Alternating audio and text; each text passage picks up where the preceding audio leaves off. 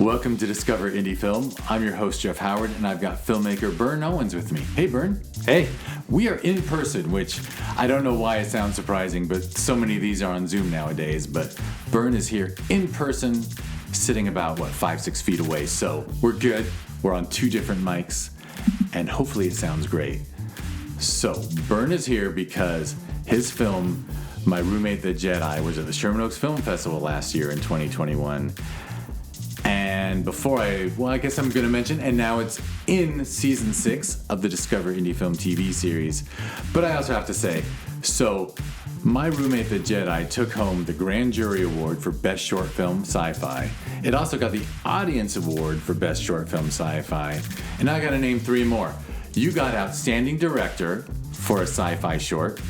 You got Outstanding Screenplay for a Sci-Fi Short. And you got Outstanding Performance by a Cast for sci-fi. And I'll add that personally, your cast is superb, but I think that your role was kind of the best. Like your performance, before I knew it was you, I was like, damn, that guy playing the villain is so freaking good.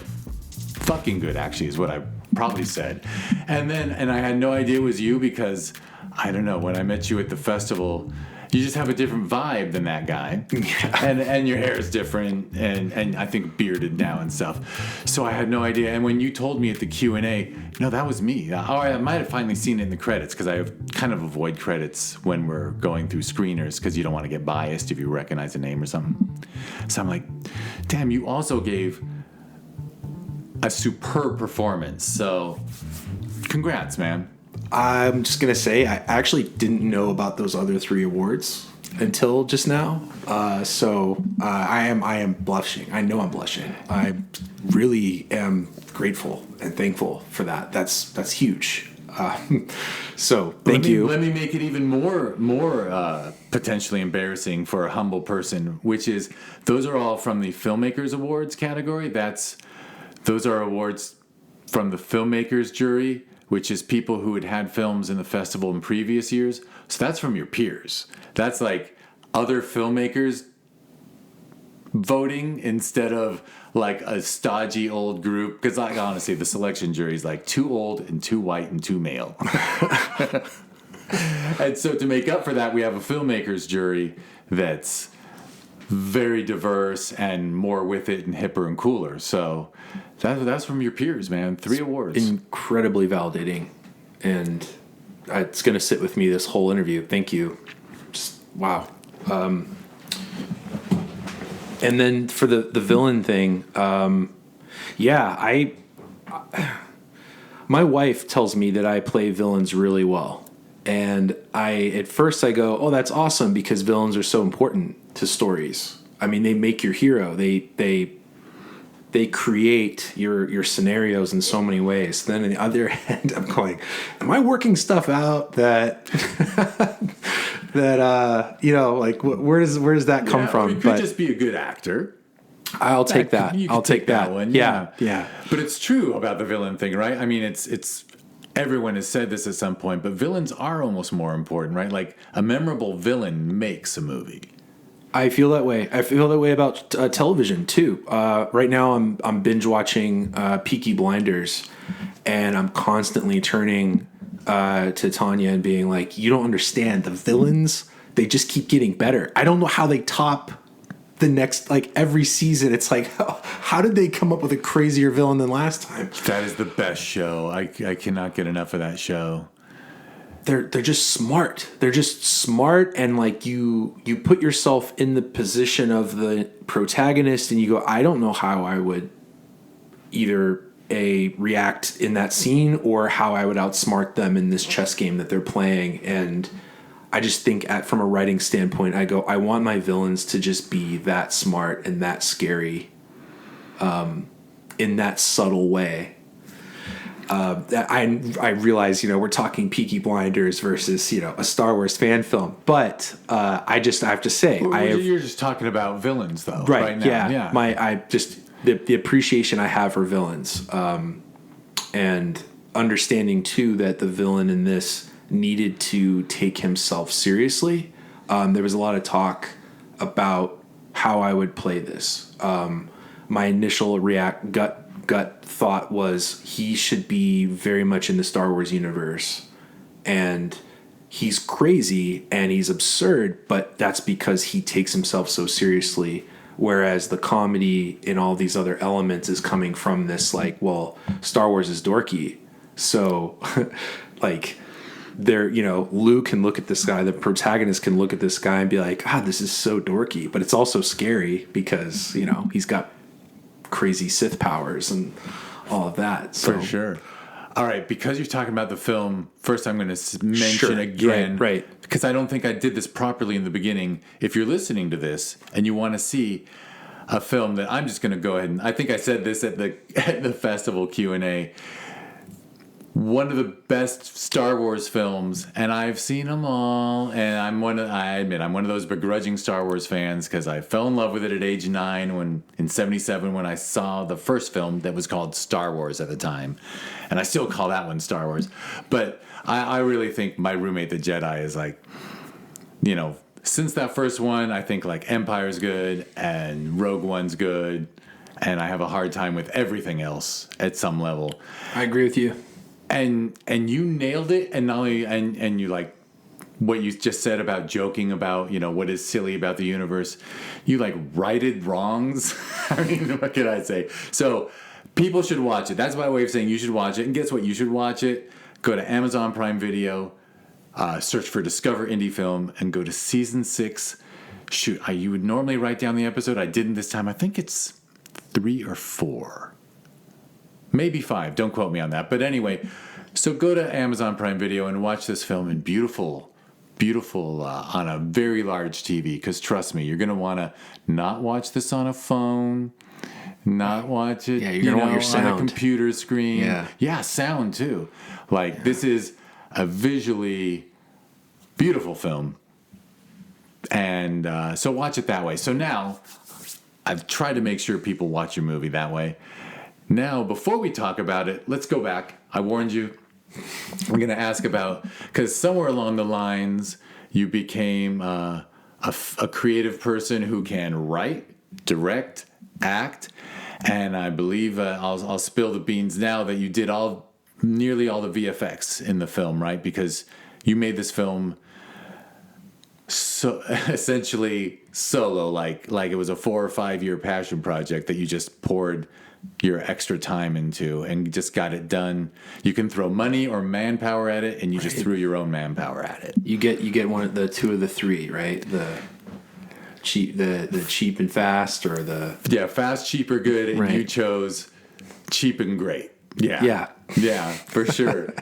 And I mean, it's an amazing era that we live in, right? That 10 years ago you couldn't have done effects. Probably because the machinery needed just wasn't accessible. So we didn't even try, just the thought of that. And then it was the idea, you meet people that have that ability and they go, well, I could do that for you if you want it. And then your imagination starts getting carried away and you go, okay, well, we really could do a Star Wars thing now. I mean, it won't be as good as the movies or anything, but it would be passable and enjoyable. And then you film, and then a year goes by. You lose the original people that were going to do the VFX for you because they get hired off because they're that good. And then you have a conversation about, well, you got everything in the can, and that was its own miracle. So there's no quitting this thing. Now you just either find people that are as good as the people that inspired you in the beginning, or you just you get as good as them, good enough. Luckily, a couple of those guys were actually able to teach me some things and get me started. And then YouTube, gotta love YouTube. The school of YouTube, just, you got a question, plug it in, and you will find the answer. And it may be a rabbit hole, but you will find your answer. And there's also, the software is not that expensive. I will say Adobe sometimes can be really frustrating, and I hope that a competitor comes out and just whoops their ass. Talking about After Effects? Or? I'm talking about After Effects. Yeah, I just felt like there were a lot of bugs and things. I there would be times where I would lose a lot of time because of constraints, and then of course, you're paying a monthly subscription and all of that. But I'm getting carried away.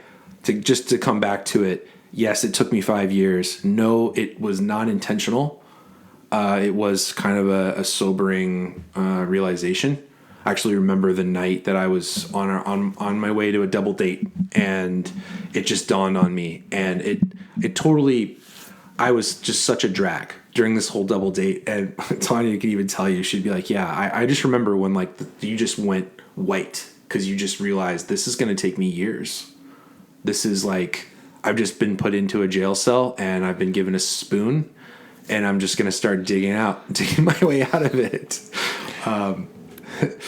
Which, by the way, is a kick-ass story in its own on this side of the story, because you got it done. I mean, Lord knows at the beginning of a 5-year process, I can't imagine, but the fact that you did it, well, shit. But so my question was, Right. Where'd you come from? Where'd you grow up? Yes. What? How? I mean, we kind of covered how you learned VFX because this film kind of forced you to, but the acting and the writing and the directing came before that. So Right. So if we're going to go back, if we go back to childhood, I'm an only child. My parents, they traveled a lot. I had some really great babysitters and housekeepers, things like that. And my parents would give me, I think out of guilt maybe for them just being on the road so much, they would give me all the toys. They'd give me lots of stuff to keep me busy.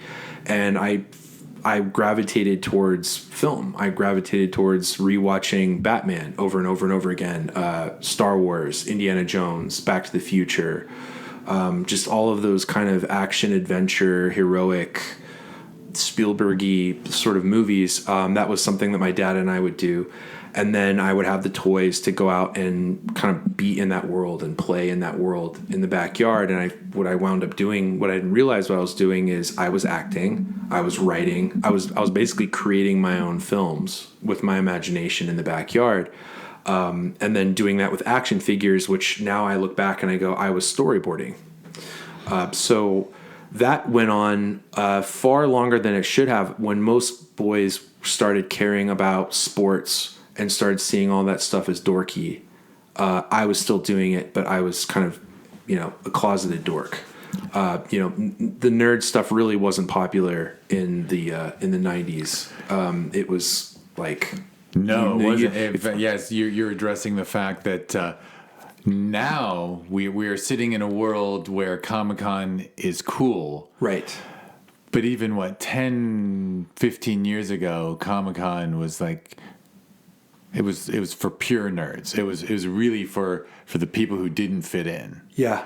Yeah, and it's very weird how nerd culture is now just US culture or global culture. Yeah, it shifted, and I wonder, I don't see it ever shifting back to the way it was when I was younger, but I am curious where it goes from here, as they can only remake stuff so many times.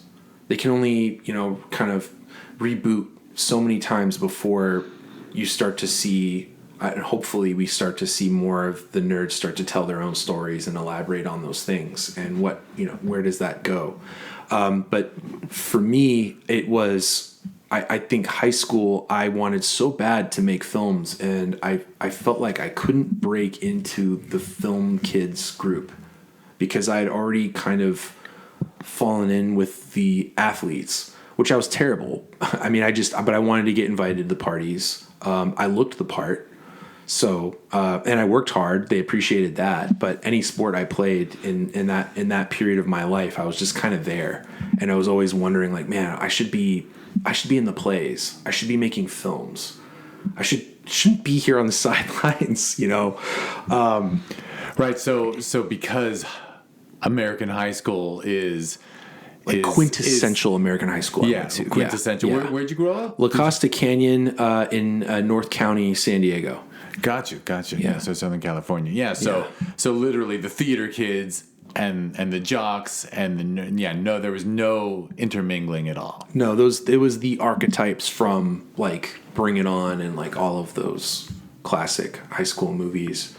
And yeah, if you wanted to go to the parties, you wanted to be cool, like you needed to play a sport. You needed to be not a dork.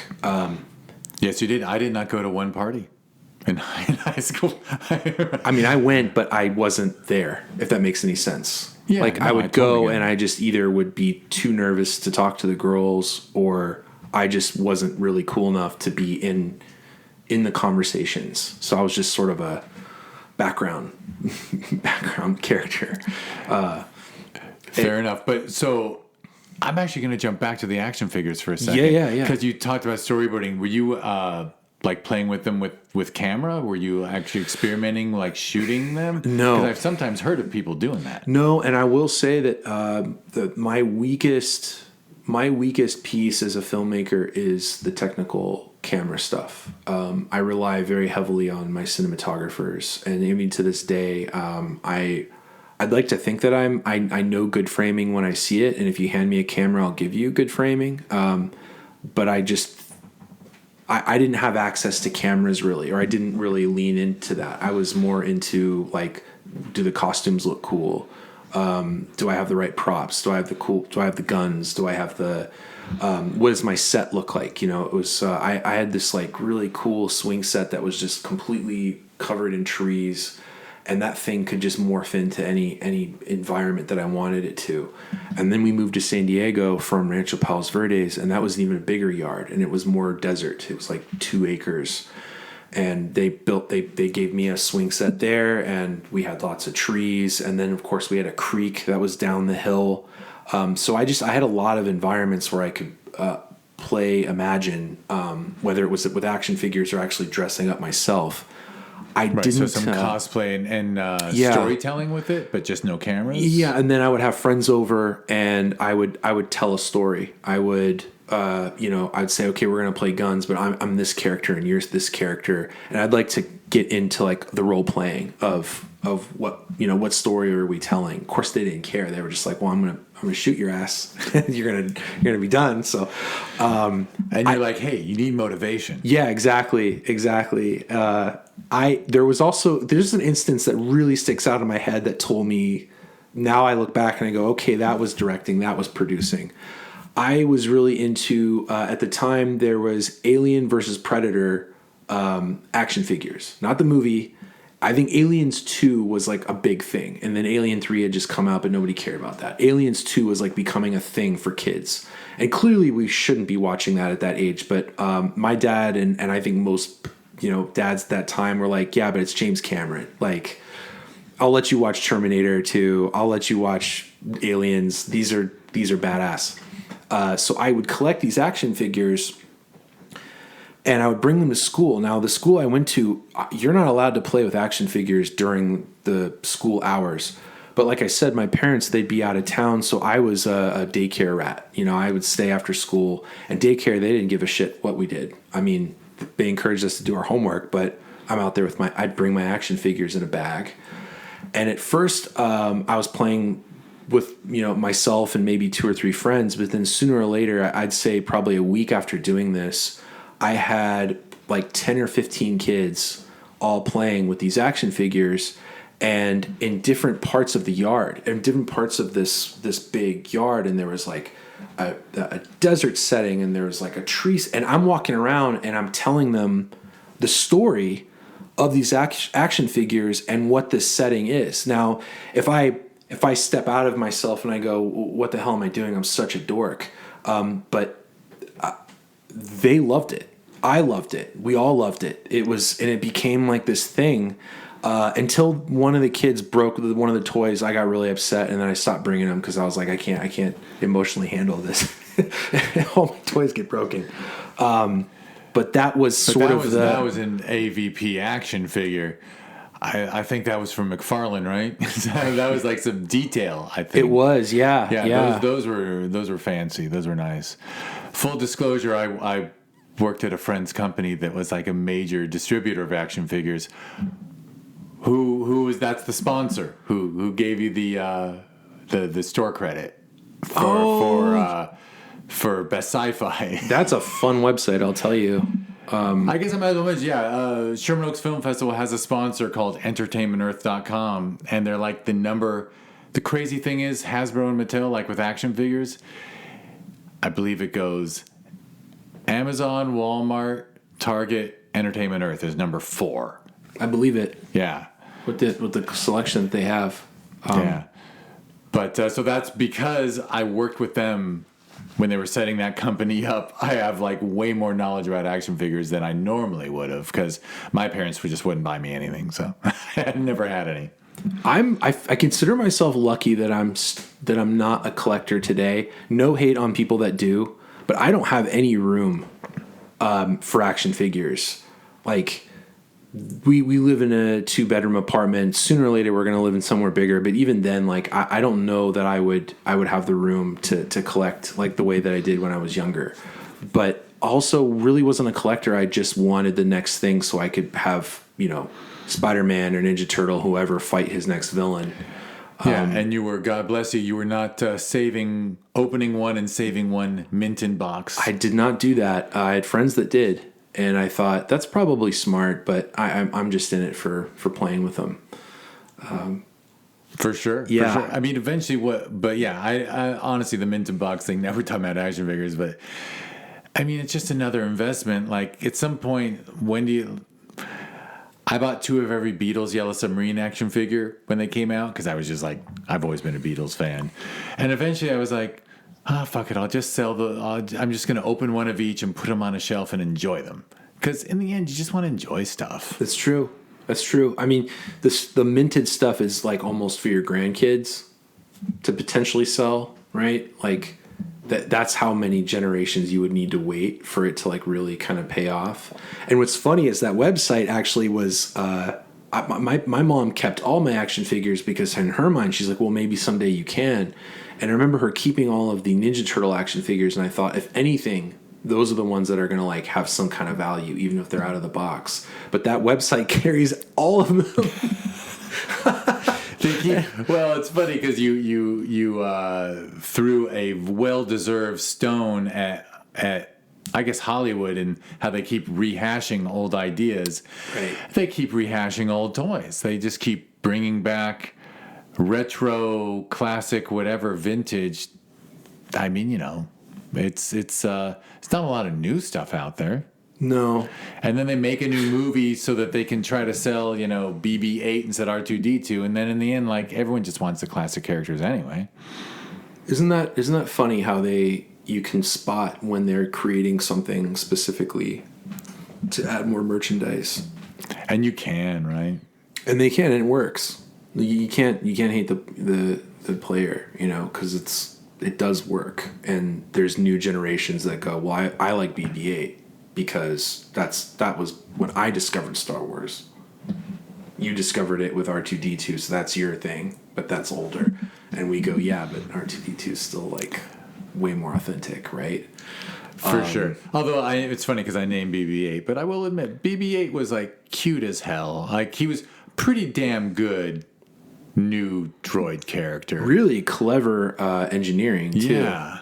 Really clever engineering. Yeah, and the same thing where there's personality out of something inanimate, which is very cool. So I didn't mean to throw shade at BB-8 at all. But I'm throwing shade at the fact that we do know one of the reasons why a big corporation will keep pumping stuff out is because they've got to feed the machine.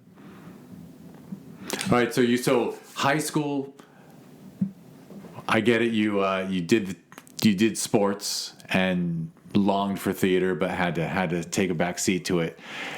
Where did you right the ship? Was it in college or? Yeah, it was in college. It was. I'm just gonna say it right here, guys. I'm in California. Weed is legal, and now psilocybin is legal in San Francisco. I discovered both of those things in college.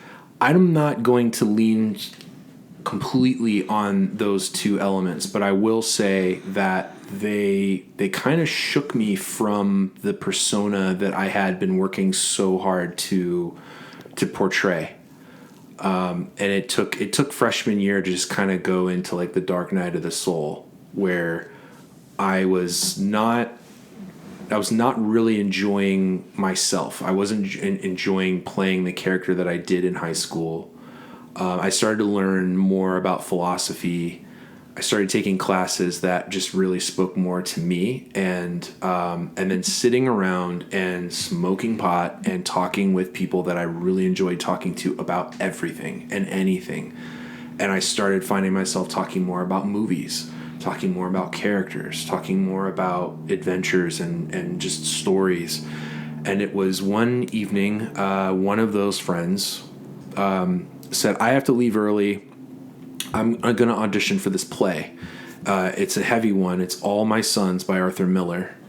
And he says, looks at me and he goes, and I want you to come audition with me. And I laughed. I said, well, if I do, it's going to be as a joke because they're not going to cast me. I took acting classes in high school and the teacher hated me. I mean, it was a mess. And he goes, I'm going to enjoy watching you audition. So just come and do it with me. I don't want to go alone. I'm kind of stoned and paranoid right now. Let's just go. So I go up to the school with him. We audition, and I really enjoyed it. I thought I was going to hate it. I thought I was going to blow it, and I killed it. I wound up getting the main part of the son, which forgive me for not knowing his name. Not the best with remembering lines from previous projects or names, unfortunately. But I used to be able to name like so many things, and it's all gone now. I get you. Yeah. But by the way, do you want to say where you went to school? Yes. The first 2 years I went to Marymount College in Rancho Palos Verdes. And it was a great little school set up on the hill, had a beautiful view, met some great people there. Discovered my love of philosophy and switched out of being a communications major, when I realized that all communications classes were exactly the same and were just meant to get you through undergrad. And I had a philosophy teacher that was like, what do you really want to know? Try and get that while you're in school. And then also, this is a funny thing. Up until that time, I went by Matt. That's my middle name, Matt. My dad's name is Byrne, and he was called Junior his whole childhood, and he hated it. So my parents called me Matt, and I went by Matt all the way up until college, until I had a class where a teacher was naming off the names, and he said, your name's Byrne? And I said, yeah, my name's Byrne, but I go by Matt. And he goes, can I call you Byrne? Would that be okay? And I was like, yeah. He's like, because that's a really cool name. And then everybody in the class was like, that is a cool name. So then I'd start going to parties, or I'd hang out outside of class, and people are like, he's Byrne. That's Byrne. Byrne, you should go by Byrne. And then I started going by Byrne. I think that was kind of like a new, like the authentic me was born.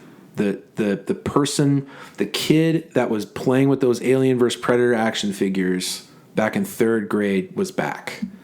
I was acting, and I remember I had teachers, and my parents came to that performance. I made them cry. The whole thing was just really powerful. And I remember a teacher who I didn't really get along with came up to me afterwards, and she goes, I think you found what you're meant to do. And she didn't seem like the type that would tell someone to go off and try and be an actor in Hollywood. As a matter of fact, I don't think she would have said that then, but she still felt the need to tell me that, like, what you did was profound. So got my associates from Marymount, went to University of San Diego. No hate on Marymount, but going to University of San Diego was like I had gotten out of prison. It was like I'm in this resort, and it's just what do you want to do? And my parents were pissed when I would switch to philosophy, because they were like, what are you supposed to do with that? And I was like, I don't know, but I'm pretty sure that it's going to lead towards better writing, better acting, better producing, better all the things that I want to do out of school, which does not include being a lawyer or, going into business. And so I started writing and directing plays at University of San Diego. Yeah. I directed a play first, and they were short. And then I wrote and directed one, and then I wrote and directed another. and I met Lou, my co-producer and the main actor of My Roommate The. We were doing improv at University of San Diego, and we were having a blast. I mean, those were really good times. We would go up, perform, just kill it, and then go and party afterwards, and then just come up with more jokes, and we were really building a lot there. And I think at the end of that period, he and I came together and was like, "Oh, I want to go to Hollywood. I want to go to Hollywood." It's like, let's go. Let's do this. Let's try it. I'm going to pause there because I just feel like I'm just rambling. But you don't have to pause. Okay. But if I were to ask the question I wanted to jump in with was, when you were writing and directing plays in college, were you acting in them, or did you actually step back from that and just focus being not on stage? Yeah, I was encouraged not to act. And to be honest, I'm kind of glad that was the case, because the workload for a philosophy major was actually pretty intense. So that, on top of memorizing lines, would have been a lot. I did perform again in a play at the school, but I stayed out of the acting piece when I was writing and directing. Right, you did one or the other, which, especially with stage, I think it's a bit much. Yeah, for sure. But cool. But you were still doing both, just not at the same time. Correct. Yep. Yeah. And excellent. And then doing the improv stuff. So comedy, because we're sounding so serious now, but there's a lot of comedy in the work, and Lord knows the series My Roommate The is all about hilarity, right? Yeah. Well, the two plays that I wrote were comedies. One was a dark comedy that was based off of a Descartes. I wouldn't say it's one of his books, but I'd say like it was a portion on something he wrote called My Evil Demon. And it was this idea that like, well, what if all the evil acts that we commit are not our own thoughts, but of something exterior to us that is unseen by anybody else? Apologies to philosophy people that are listening and don't agree with that assessment. But I had written basically this comedy. It was kind of like Bedazzled, like that movie Bedazzled with Brendan Fraser. It kind of had that vibe about it, but it was a little more personal to me and things that were kind of occurring in a young man's life. The next play I wrote was called Bedside Blue Sky, and that was where a girl's trying to write her thesis paper and falls asleep at her desk writing it, and her couch, her laptop, and her lamp become people. They become personas, this like trifecta of antipodes in her brain, and they're helping her try to like understand how to solve this thesis. And it's just a comedy play on words, and they're all riffing off of one another for 10 to 15 minutes. So I had a lot of teachers tell me, hey, you nailed it with the comedic timing on this. And Lou was also very encouraging. When we got to LA, it was like, all right, let's write something. Yeah, we're going to go on auditions. Yeah, we're going to do improv. We're going to do all the things. We're going to take the classes, but let's write, because we've got ideas and we have people that'll shoot it.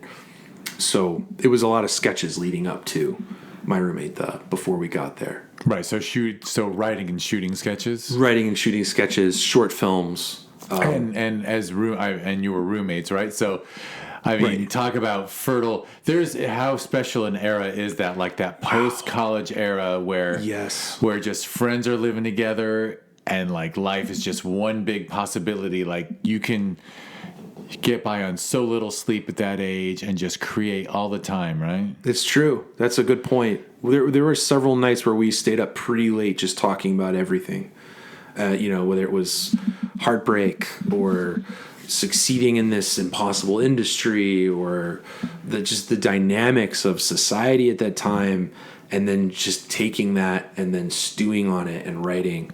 My Roommate took off because we keyed in on a very specific archetype that was kind of I think everybody could relate to, and that was the douchebag. I was reeling off of a breakup. I think that breakup shook me and turned me into a man in so many ways. I think I spent a good year just being heartbroken about it. And I remember finding out that she was sleeping with this guy that I had known in college, and he was just the epitome of douchebag. And there was this thought of like, what is it about these guys that why do women prefer them? And it was like, well, simple. It's their confidence. They're just confidently who they are, and there's something fun about that. So let's play on that. So I wrote this sketch. My roommate, the douchebag. It wasn't the first roommate that we did, but it was one that I just thought, I need to get this off my chest. I need to really just let loose on this character. I need to become him and just play it out. And it was all about Lou's date chooses this douchebag over him. And it took off. By the standards of its time, it went viral. And it led to just a number of people going like, wow, this is exactly, I know this guy. I know this guy. I know this guy. And then leading to do one about this. And it just, the inspiration just flowed. It just poured out from there. And YouTube, and you were, thankfully the world provided a platform like YouTube, because you intended to make it a series. Right. Early on. At that time, YouTube really didn't have as strict of an algorithm when it came to filtering. It really did sort of play like a organic news feed where you post something, it goes up, and the world sees it. And if it's any good, then people share it, and you're off to the races. And that was good for us for, I'd say, a good 3 years of producing these, where we made something and enough people shared it, and Facebook dug it, and also the characters wrote themselves. I felt, we had a 3-act structure, and it was pretty easy to go, okay, well, it starts out as like, well, why are they a bad roommate? But then it goes deeper. It's like, well, what is it about this person that's so flawed that what can we learn about this person? And underneath it all for me was just, I'm a guy in LA. I'm a chameleon. I am just walking around, absorb culture. But the one thing that I noticed was that every tribe that I encountered had its group of elitists who identified themselves by that thing. I'm a hippie. Now, I don't think I've ever heard someone call themselves a hippie, but I saw that and I was like, okay, so you define yourselves by this culture of Burning Man or whatever, or, whatever it is that culture represents to you. Hipsters were even worse. I thought actually they were the antithesis of douchebag, but in so many ways were the exact same person, but just wearing different clothes and having different interests. But it's the same vibe of like, well, I'm cool and you're not, and I'm not going to give you any time of day unless you're dressed like me, listen to the same music as me. So yeah, these kind of episodes, they just kept getting bigger and more in depth as we started to understand what the pattern was that we were keying in on. And as an artist, I'm calling you an artist. As an artist, sounds like you always wanted to challenge yourself. You weren't looking for the easy way out either. You were expanding on the idea and going deeper each time. Right, and trying to improve the quality of the filmmaking at the same time. Like, working with our cinematographer, Matt Hibbs, and then another cinematographer, Connor Daly, both of which were very encouraging of like, I love it when you do your storyboards, which to me was like, oh, you like me making a comic out of it first. That's because that's what I did. I was the kid in the back of class. Rewind a second. I'm the kid in the back of the class, not really paying attention, just doodling and drawing Spider-Man or whatever. But actually growing up on comic books means that you grew up on storyboards. Yeah. It's just, I probably bring it up whenever I'm talking to somebody who was into comics or graphic novels. But yeah, it's the first time I was actually never exposed to comics. I'll share this. And then in college, someone handed me Frank Miller's The Dark Knight. And I had already been into screenwriting, so I was just looking at this going, holy shit, this is the best film I've ever seen the storyboards for. Like, it was just perfect. And I totally got that comics and graphic novels are 100% the art form that storyboarding could be. Isn't it funny how they frame it up the way that you would probably want to frame it up in cinematography or better? Right. The way they transition. those pieces really became second nature to me. And I went, oh, this is a skill. Like, this is actually useful to cinematographers. This makes them actually really respect me as a director when I show up to set and I go, I know exactly how I want this to look. I might be wrong, but let me tell you this story visually in addition to the dialogue. And the actors loved it too, because then there's a part of them that goes, okay, I understand what you mean when you want to block it this way. Because now I know that we're going to look over this guy's shoulder and this is going to happen. Bringing in the storyboard element and also sitting in when they edit it, not, playing this game of like, well, I actually really enjoy the editing process. I'm just kind of computer illiterate. So I'm sitting behind them but they like the fact that I'm paying attention to what's going on and that we're doing this until 1 a.m. together. All of it was so rewarding, and at no point did I say, well, I won't ever do this, I won't ever do that. I just sort of saw all of it as one big piece. Now, the frustrating thing about Hollywood, at least at that time, was it was really kind of taboo to walk around calling yourself like a jack of all trades, especially if you wanted a job, which, to be honest, I still haven't gotten that job. I still haven't. And I'm not blaming the industry for that. I think largely that has to do with me just going like, yeah, I don't think I want to be an editor and sit in a room without windows for 12 hours a day. Or I don't think I want to be an assistant director for 20 years just to get into the union to maybe become a director who's super bitter and has lost all love for the actual art of creating the scene because I've just been yelling at sandbag people for 20, I started just kind of building this idea of like, well, which one is your career? And I don't think I made a real decision on that because I always just saw it as like, well, I like producing the thing. I like coming up with the idea, storyboarding it out, spitballing it with a cinematographer, auditioning the actors, figuring out who the best actor is that I can work with as a director, going on set, like bonding with the prop and costume people, because hell yeah, costumes are great, and the more awesome the costumes are, the more the actors believe that they're in the scene. I genuinely believe that as an actor, you put on a really great costume, and you're already halfway there. Like, you just go and look in the mirror. Perfect example. My roommate, the conspiracy theorist, I said, I want Michael Jackson to be an alien. Who shows up at a certain point, and we were like, who can play Michael Jackson? What are we going to do? I need to audition people that can really do a good impersonation. And I looked at Lou and I was like, Lou, you could be Michael Jackson. He's like, what are you talking about? He's like, I know for a fact that we can put the makeup on you and you would sell it. And he goes, I don't know, you're taking a risk. I was like, trust me, when you're in that makeup and you look in the mirror, you will become him. And sure enough, he did. If you watch that episode, you don't know it's Lou. It's just a really great Michael Jackson impersonation. And I stand by that. But yeah, I couldn't make up my mind where I fit in besides the guy that runs the thing.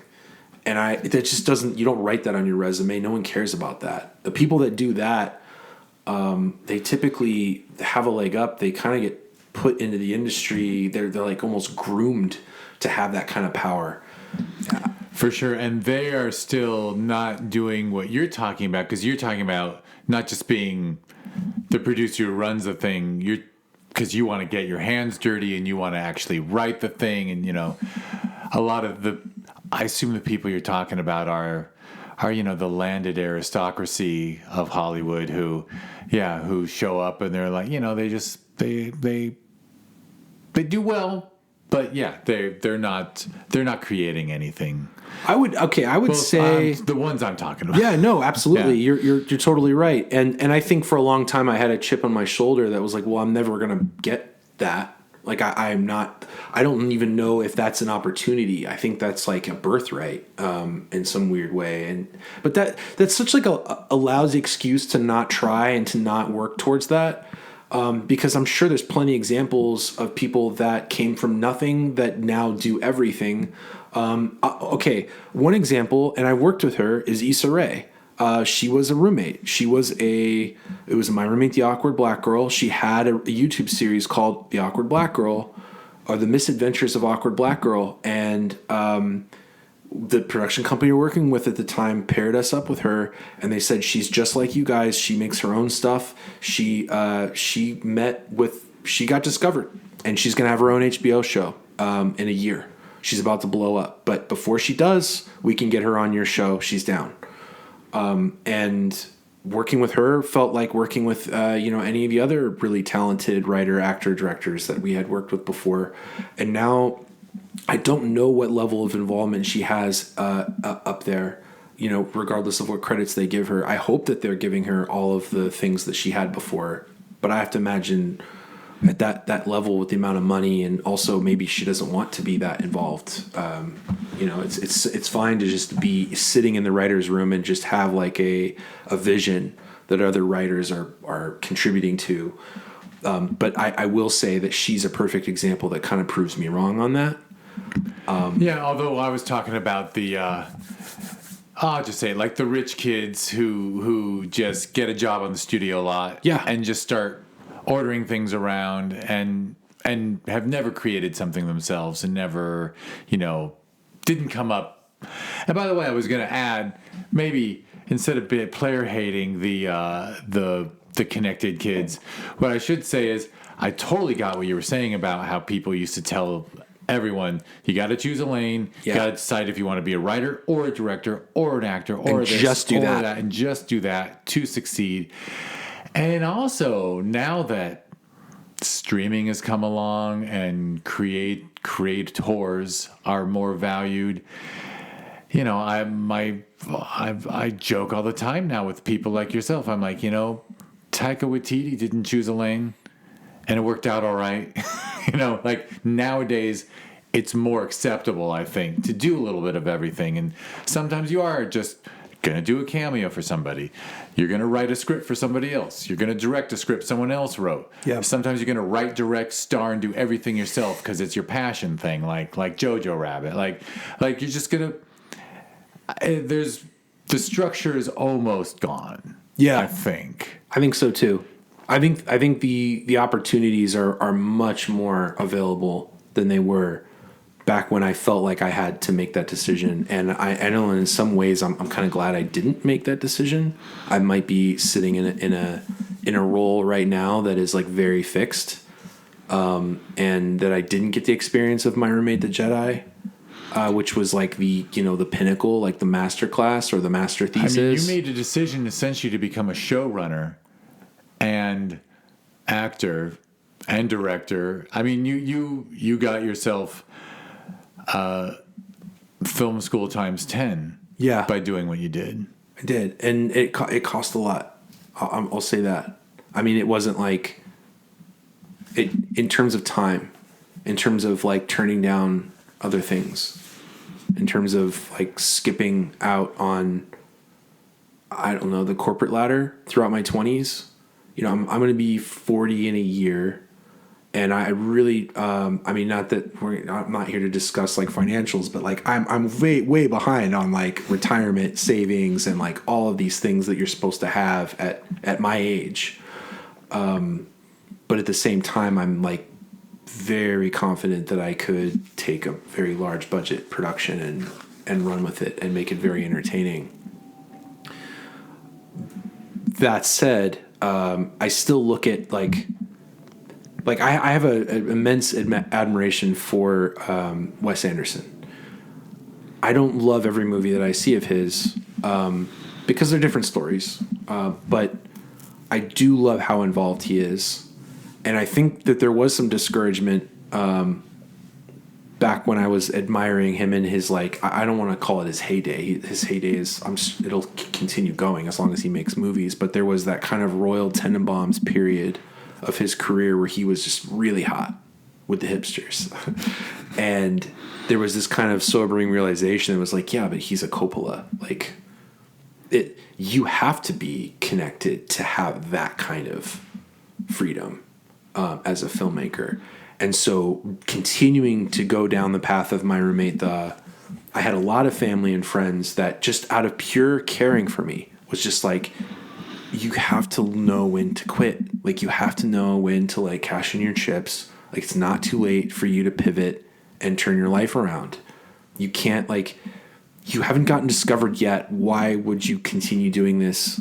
What, like, it's clear that it has nothing to do with talent, because if it did, someone would have picked you up by now. So that's not it, right? Like, I'm not tooting my own horn. That's what other people are telling me. That's what our own fans are saying. If you go and look at our videos, do you have any comments where they will say, I just don't understand why this isn't big. Like, why isn't this blowing up? This is so crazy. Like, this is so good. Like, why is it not getting more shared? And then your brain starts going down these like conspiracy theories of like, I don't know, YouTube's algorithm has plans, and like we don't fit into those plans. The advertisers look at content like ours and goes, it's too open-minded. Like it doesn't fit the message that we want, content to say.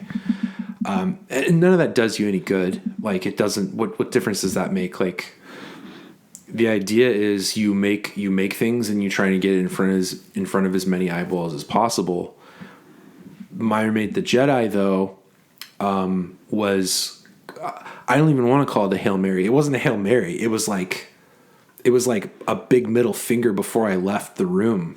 I thought you were going to say it was like the last 100 nails in the coffin or something like that. We got picked up by a production company. They're the ones that set us up with Issa Rae. It seemed like we were on track to become a television show, and if it wasn't My Roommate Duh, then it was like, well, we love you guys, and what do you want to do?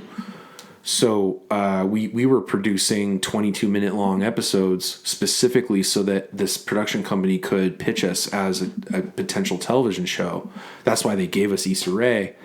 And then nothing came of it. And then that company went under. They had a bunch of lawsuits. YouTube, I don't know if you remember, they went through this period where they were just giving people millions of dollars. They were giving production companies millions of dollars to produce content.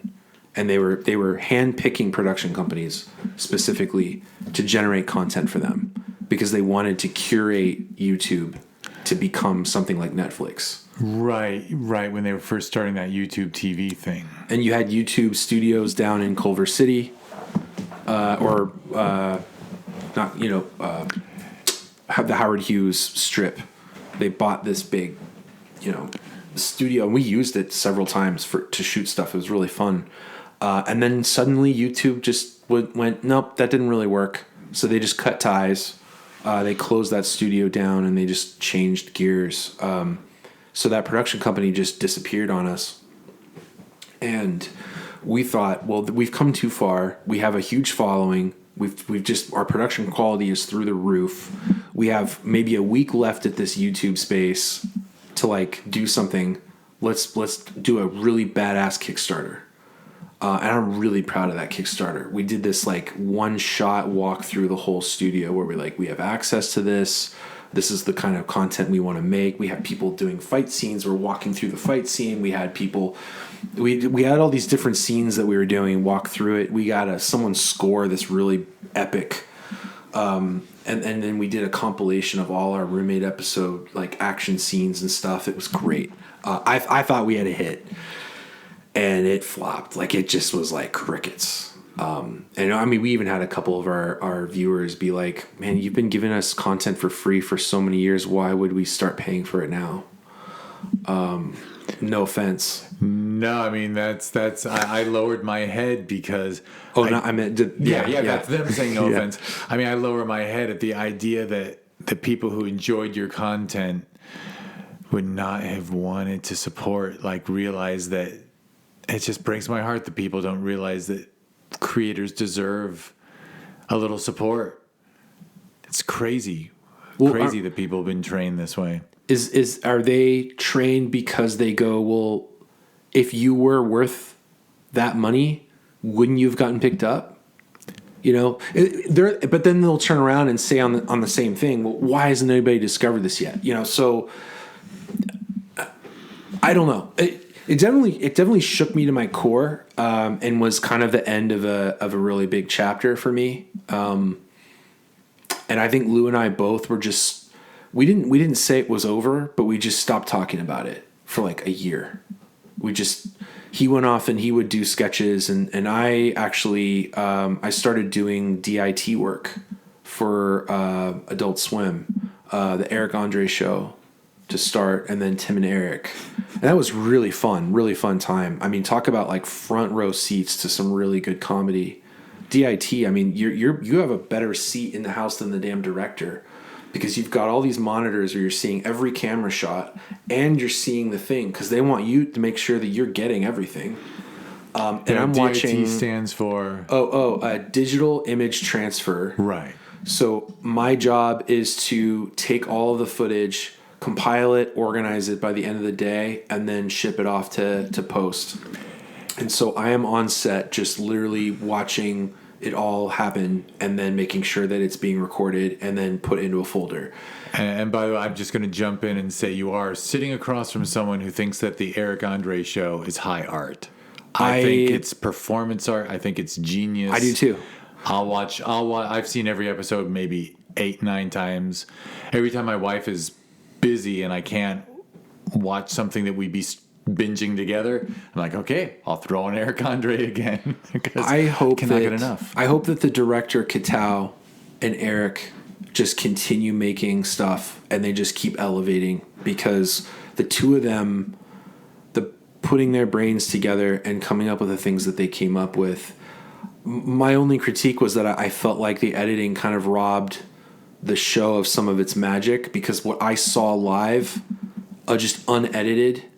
I have clips that I've saved that I'll never share for legal reasons, but I just have a full-blown clip of him and Seth Rogen, and he's just fucking with this guy for like 30 minutes straight. And I think actually that was the job, was I had to learn to not audibly laugh while watching this stuff.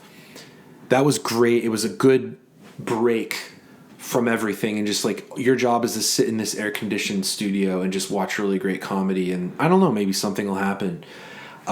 They wound up firing the guy that got me the job, and it was over some kind of lousy nonsense, and I don't think it was Eric or Katao's fault. It was more of just producers and politics. But I ultimately stepped back because of my loyalty to that friend, who I consider one of my best friends. He actually... I had a second wedding last weekend. It was an Armenian ceremony, just to solidify it for the family. And he was actually one of the only people that could make it on my side. So here's to you, Mike, if you're listening. But when I got out of that, I had another friend that got me a job at it was a tech company. It was like a digital platform, advertising, boring stuff. It was like boiler room stuff. And he got me a job just sitting at a desk, getting paid way more than I should, just to scrub data. And that was, again, just something I could just take a break and realign and figure out what I was going to do next. And they laid off half their workforce, and I got promoted pretty quickly. I met my now boss, who has taken me with him to every tech company that he's worked for since, and I just keep climbing this ladder. And I have this crazy imposter syndrome, because it's like, did you ever take Kumon? Are you familiar with like the math tutoring? I predate it, but yeah. My parents put me in this math thing every afternoon, and I sucked so bad. It's like the other end of my brain. It's like the opposite of playing with action figures and doing stories. And somehow I wound up like working in a field, QA, quality assurance, testing code, that just felt so alien to who I am and to what I did, but yet somehow I was doing a good job and I was rocking it. So I have since been working this 9-to-5 job, but there was that itch I had to scratch, and my roommate was not dead. There was like this faint light, and when Star Wars was reinvigorated by Disney, there was a trailer for Force Awakens, and it awoke me. It awoke my roommate because I watched that trailer and I said, Lou, that is my roommate, the Jedi. Let me tell you why that's my roommate, the Jedi. That's you. And he's just like, oh, because he's black. And I'm like, no, but just like, think about this. Like, you disguised as a stormtrooper to try and escape a situation, and this Jedi is babysitting you. It is the perfect, funny My Roommate the episode, and we can do it. And then, spoiler alert for anybody that hasn't seen it, but like the apartment is the ship. Like, it's cloaked. It was always a ship. It even explains, if you want to get super nerdy, you can go back to My Roommate the Time Traveler, and you can start to understand why that supernatural element was there. Like, there is a bigger world that we can expand on. We can have this thing take off and go into space. I'm telling you, this is it. And he's going, well, what are you going to do with that? You know, a lot of people said, what are you going to do with that? I was like, I don't know, but everything else we tried hasn't worked. Every time we've tried to do something original, every time we've gone out of our way to make sure that the music was copywritten free, that all the actors signed their SAG waivers, that we did everything logistically correct, it didn't matter. It just didn't matter. We got crickets no matter what. So if that's the case, then why don't we do whatever we want? And then watch what happens when Star Wars fans get linked up with My Roommate when they understand what this could potentially be. So I was inspired again.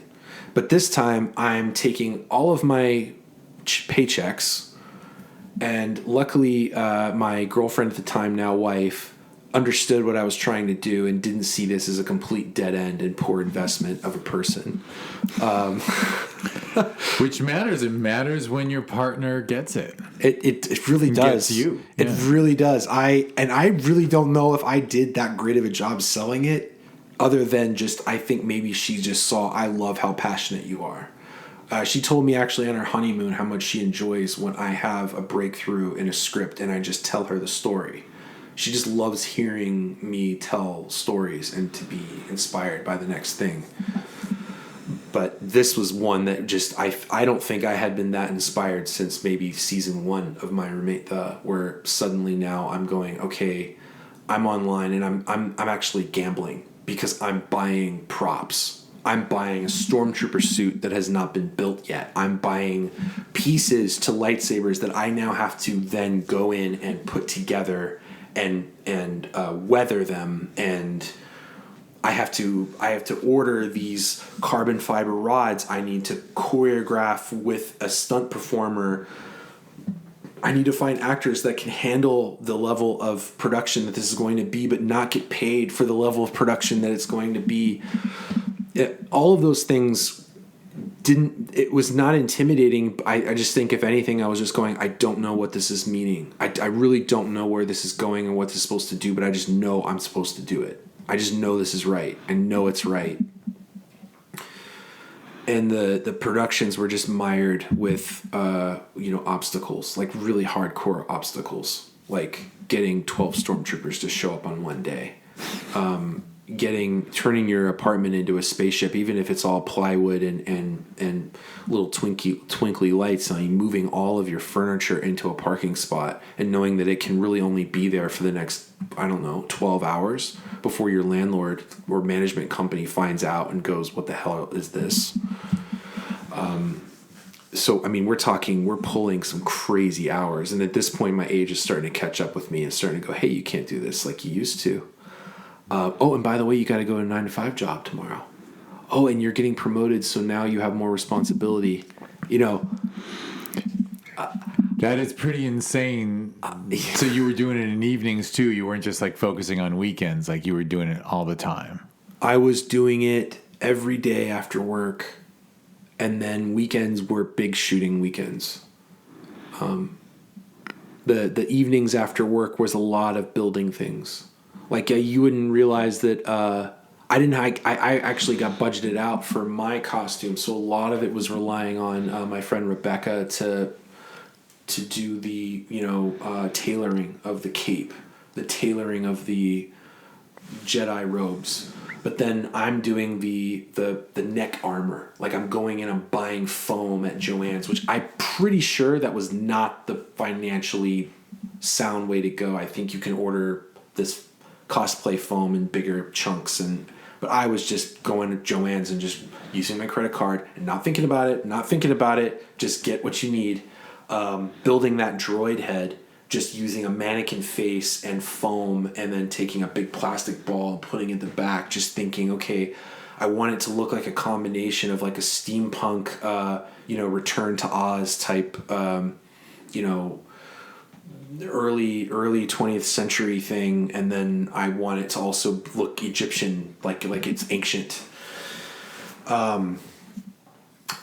First of all, I want to say I'm sorry. I have been talking without breathing for the past 20 minutes without giving you a single moment to ask a question. I don't need to ask a question. You're actually I'm sitting here. I'm enjoying this story. You can feel free to run with it. Well, they're just okay. There was so many aspects to shooting this thing, the pre-production of it, and so many even sociological obstacles of just friends who are filmmakers, who are professionals, going, "Are you sure you want to do this?" Like, it's not like they read the script and thought it was a bad script. They're like, "This is a funny script. This is big. Like, do you know how to make lightsabers look like lightsabers?" Well, I don't, but I'm sure we could find somebody. I see plenty of videos of people doing that. It's like, yeah, but who's going to do that? And then I found a guy that volunteered. He's like, "I'll do the lightsabers and the lasers for you because this is really sick and I want it to happen." And then he got a job, disappeared. And then it turned into my cinematographer, Matt, sending me a YouTube video. And he's like, "Well, the plugin for After Effects is free." So it doesn't seem that hard. That probably is. I was thinking that is one of the benefits of working in the Star Wars universe, is that the fandom is so strong that there must be a lot of assets that people are willing to share in a way, as far as digital assets, as far as an ATST. Right, the model for that. Like, you didn't have to create that from scratch. Right, exactly. But I did take great care to make those lightsabers look as Empire Strikes Back as possible. I was like, and even the choreography, I was going, Yeah, because you wanted classic trilogy lightsaber.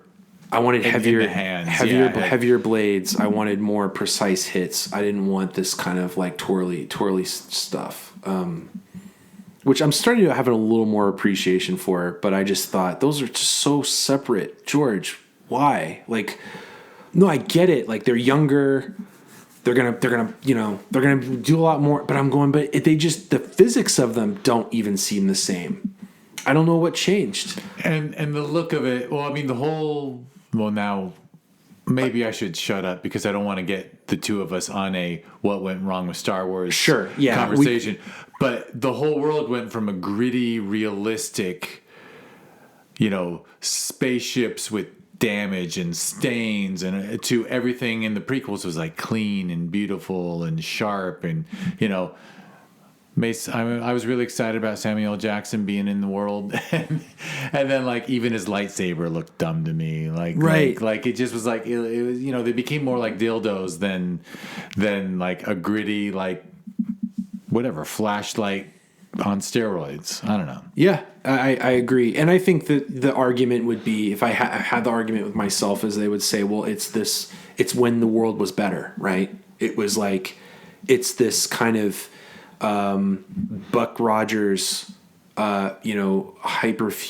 futuristic, clean and rich world before it all went to shit. Before the Emperor, kind of just like decided that only Coruscant needed those things and everything else just was deprived of repairs and deprived of resources. And it's like, I get that, but you can still set it in the same world. You can still make things make sense. Lightsabers can still behave in the same way.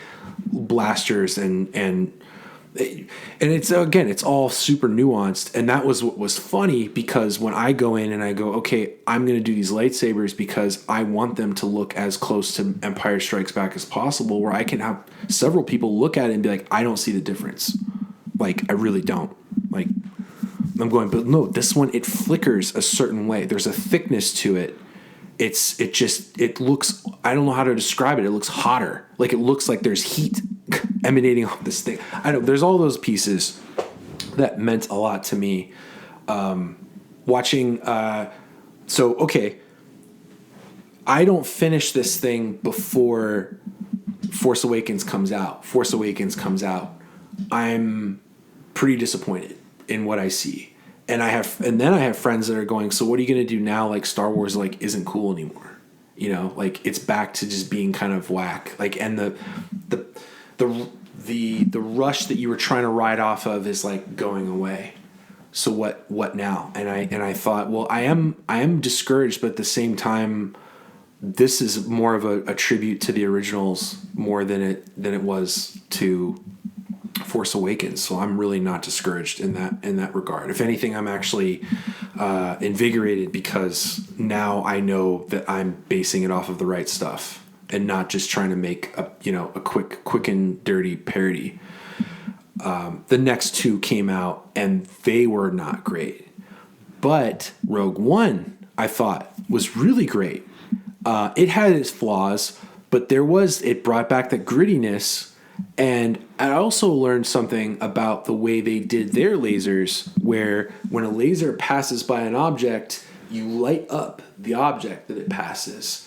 And if it's passing by anything that's reflective, then you paint the reflection of that laser as it passes, and it makes such a difference that nobody really notices unless they're a VFX artist. And I had VFX artists tell me this. They're like, wait, you painted lasers onto the stormtroopers' helmets? I'm going, yeah, because it sells that it's there. That scene where they're going down our driveway, to me, is actually probably my favorite shot of the whole thing, where I have smoke. That's all fake smoke. There's no real smoke.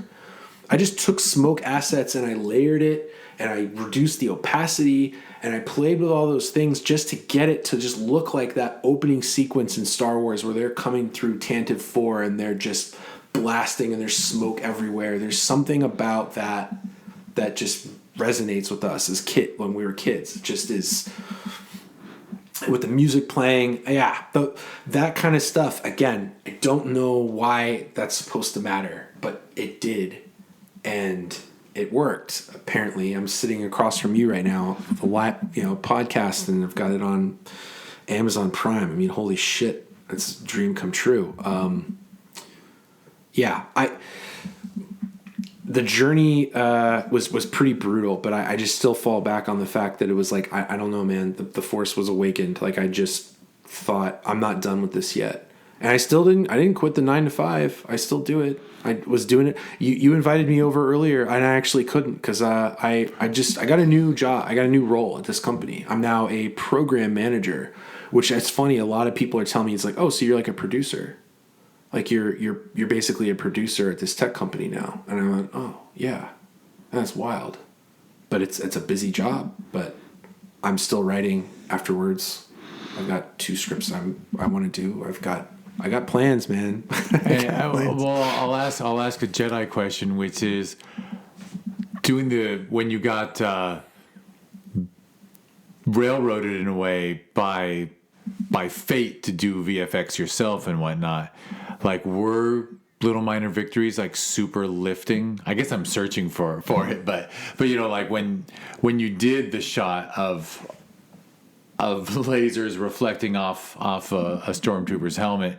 And by the way, I love that you say that, because a guy who won Best VFX at our June festival in, I think, 2021, during COVID, he did this amazing dating app in the future movie.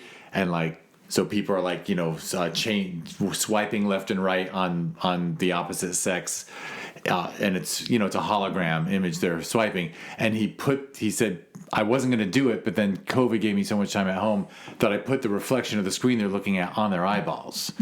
And like, he's like, that made it for me. And I'm like, dude, that makes it for me too, as I'm watching that. So like, the idea that you put these reflections in, I totally get how that goes from it looking like an artificial effect to being part of the world we're in.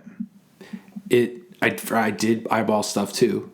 I did. And at times it was too much and I had to dial it back, but it did make it more fun for me, and more rewarding. And also it was that kind of stuff where I had a scene where I could sit back and I go, all right, I now know I don't feel bad when someone goes, how long is this taking you? Like, why is it taking you so long? They weren't haters. It was just more of like, man, when's this going to come out? And I go, trust me, it's worth it. Like I wouldn't have been able to get these pieces. I wouldn't have been able to get holograms floating over interfaces inside of a ship had I not had that time to learn how to do that. And I can't imagine there not being holograms on the ship now. Like, in all seriousness, you just weren't willing to settle. No. You weren't going to put it out at 70% what you were after. Not after everything we went through to shoot it. No. Yeah. Yeah.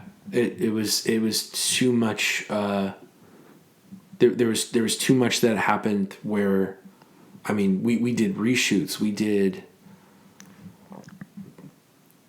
Man, the amount of sleep we lost, like we almost lost our damn apartment. Like the management company really flipped out when we had we rented one of those like scrim sails, those big white like sheets that you just hang, that you put over your whole set so that the sun doesn't like create too harsh of a right. The cinematographer talked me into it. He said, if you really want this to look as high quality as you're talking about, like we need to block the sun somehow. It's just too bright out there. And he said, and I said, it's better to ask for forgiveness than for permission. Let's just do it. And I got a call and they said, we know you're shooting something and you need to buy insurance. And so, and then the rest of the shoot, we were shooting with insurance. So now the stakes were even higher. But yet that none of that really affected my performance on set. None of that affected, if anything, I'd say it was just like, man, time just flew when we were shooting. And for me, it felt like it was like 2 hours, whereas for some people, it's like, man, we've been here 10 hours. We got to call it. Yeah, that kind of stuff just really elevates the stakes. I do understand that when people sit down to edit a film, there are some people out there that kind of are afraid of how it will be received, and so they just tinker with it. And they tinker and they tinker. And they change and they make changes and they covet it like Gollum, and they just don't let the world ever see it. And it's kind of like that painting that you have in your garage, or where you're just working on the same canvas for years and years and years. And maybe there's something cathartic to that and good for artists to have something like that in their life. But that's not what this was. I swear, because I know what it feels like to have that. Right. Well, and I assume you would get whatever thing you were working on, whether it was a lightsaber or a droid, whatever it was, and you'd get it, and then you'd move on to the next effect, because I can't imagine how long your list was. It definitely taught me how to be organized. Actually, the guy that got me the job at the Eric Andre show, he's a producer now, but at that time he was a post-production coordinator. And so he knew how to do the spreadsheets. And I remember at one point I did sync with him, and he was like, hey, like, let's get you cleaned up and like organized. And he sort of became my boss for a minute in terms of just like execution and deliverables and making sure that things were just being checked off. And we worked like that all the way up until, I don't know, like a couple weeks before we released it. And it was intense. Like there was, we had the guy that did our coloring. He was about to go on to another job, and he was not going to be available for months. So, I mean, he was going to leave the country and everything. So it was like, it's do or die. We got to get this in within a week's time. So it was towards the end of the post-production process, it stopped being about my time and started being about, all right, now we're actually back into like working with others and making sure the coordination is like perfect. If we're going to make it by, I believe May 4th was what we wanted. We wanted May the 4th to be the release. So at this point, I have a really talented sound guy doing our post-mixing, which he will tell me then he didn't have to do too much in terms of design. I had already filled in everything that I wanted. I had pulled a bunch of Star Wars library and added the hums, where I wanted the hums, and the clashes, the way that I wanted them to clash. That was really fun, by the way. I don't want to go into sound as a professional, but it was like a blast to like add all of those sounds and to get them Right, for the way it came to life. for the way it came to life. Yeah, and all those sounds are available for free online. Like you get all the different types of lasers. I mean, you think there's just one pew? Oh no, there's like 20, depending on like, there's the one that flies by your ear. There's the one that's like way over there that hits a tin can. I mean, it's really cool how Skywalker Sound or THX, really went above and beyond for all those sound effects and how easily applicable they are to something like this. But Jim did our sound, and he just really cleaned it up and made it pop. And then also just made sure that anytime I had music mixing in, that it was like there wasn't any awkward cuts or anything like that. But he made it so that if it was listened to in a theater, that you really felt it. He didn't go so far as to get us like surround sound, but it was kind of like between Jim and then our colorist, cinematographer, and then Mike doing the post-production. I think that like collection of guys basically were like, you got to show this in a theater. Like we got to get you the file format so that they can plug it in and just show it on a big screen. Luckily, Mike had a connection at the company that does that formatting. Name is escaping me. I should know it. There's like a DCP company? Yeah, exactly. It was a DCP company. And I went and watched it in their private theater, and that was an experience. I hadn't seen it like that. I'd seen it completed on my laptop, but I didn't see it with that kind of sound and everything, like, and the color done and everything was just incredible. So then taking that to this theater that we rented, and totally got ripped off on. And if I could just recall the name of that theater, I really would just give him a terrible review on this podcast until no one to ever. It's like in Beverly Hills screening room. So in Beverly Hills. It's in Beverly Hills. Oh man, I was it like one of those small like 10-row ones? No, it's a theater. Oh, a theater, full blown theater. Yeah, we had attended another friend's screening at this place a couple years back, and thought it was a good experience. But, I mean, this guy just took us to the cleaners. I mean, it was kind of like nickel and diming us on every other thing once we got there. Like, he didn't want us even setting up our red carpet 10 minutes before our paid start time. So we didn't factor in that we would need to have paid just for the sidewalk to do that. And it's not like it would have affected anybody, but he wanted his money. Anyway, that wasn't a great piece because by the time we finished the red carpet, most of our guests had arrived, so we didn't get as cool of a red carpet experience. But I did hire a girl to be on a camera. Like we set up a live stream. We had another podcast going that was like they were doing their podcast and streaming live to our red carpet. So we got interviews with our actors and we recorded all of that. That's on YouTube if anybody wants to check it out. And then we had about half the theater filled. And was this on May the 4th? This was on May the 4th. And you hadn't released it on YouTube yet. You were holding it back? We released it on YouTube that night. Right after the premiere. Perfect. Yeah. Oh yeah. Yeah. We had a Q&A afterwards. Everybody that attended loved it. It was just unfortunate because of COVID. We couldn't fill the theater. And then even so, we really get even half the theater filled because of so many people just being paranoid about COVID and going indoors with it.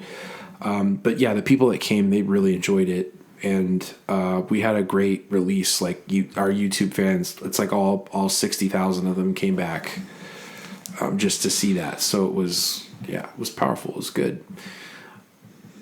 Obviously, it didn't. And I think maybe it's a good thing that it didn't go like modern viral.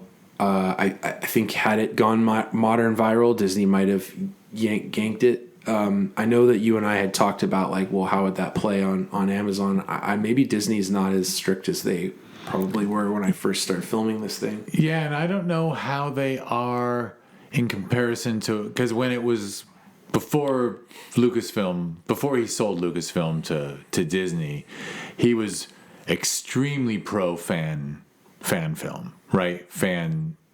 what's the term? I'm blanking. Fan film, yeah, fan fiction. But he made it clear that, like, whether it was that great thing, Troops, that was like cops with stormtroopers, he greatly supported it.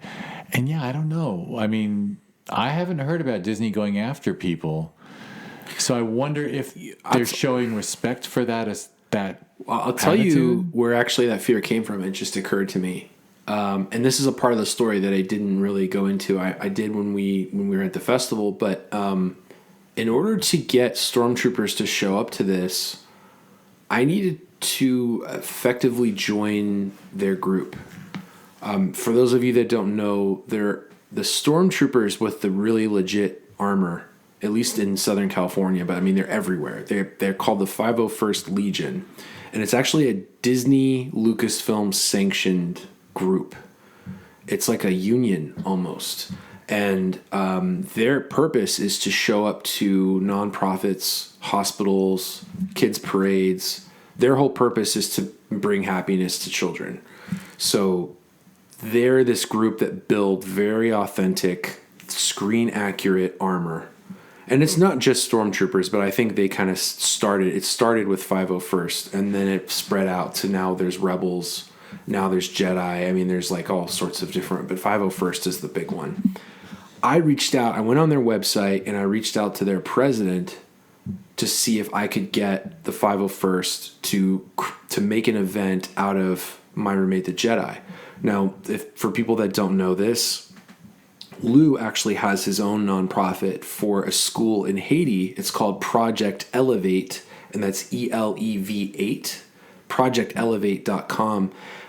His family runs a school in Haiti, Port-au-Prince, Haiti, and they do scholarships for the kids. They are constantly, revamping the school. The country's very poor, and their governments are corrupt as all get out. So they're in constant need of support. We tried to make a nonprofit event out of our shoot day where we needed the stormtroopers, and I had forwarded the script, and naturally they went, Disney's not going to back this at all, and we have to run everything that we do by Disney. And you're naming your droid Yurdik. There's a lot of just like dick and fart jokes in this. It's not, it's not for 8-year-olds, although I wouldn't be surprised if an 8-year-old watched it and loved it. But, in terms of just official 501st, they couldn't touch it. But the president gets back to me and he goes, I like your script. And I actually really want to be a voiceover actor. And I would love to get my SAG voucher. My SAG, is that something that if I participate in your film, would that be something I could get? I said, absolutely. We do SAG vouchers for any actor that performs on our show. And he goes, great. Well, let me know if there's a role for me. I don't do trooping anymore, but I have an admiral costume, an Imperial Admiral costume. And so he and I got talking, and he goes, well, here's how you could probably do it. It would have to be unsanctioned, and I can give you some emails of guys that actually like doing films and reenactments and stuff. You'll email them individually. But I will tell you this. They're not going to really want to participate with you unless you're one of us. It's sort of a rite of passage. Like, no one's going to lend you their costume if you need one for your main guy. You're going to need to make it yourself. So he gives me the information for a guy that runs a chapter in Anaheim. And I go down to Anaheim with Lou in this fresh kit that I bought for $500.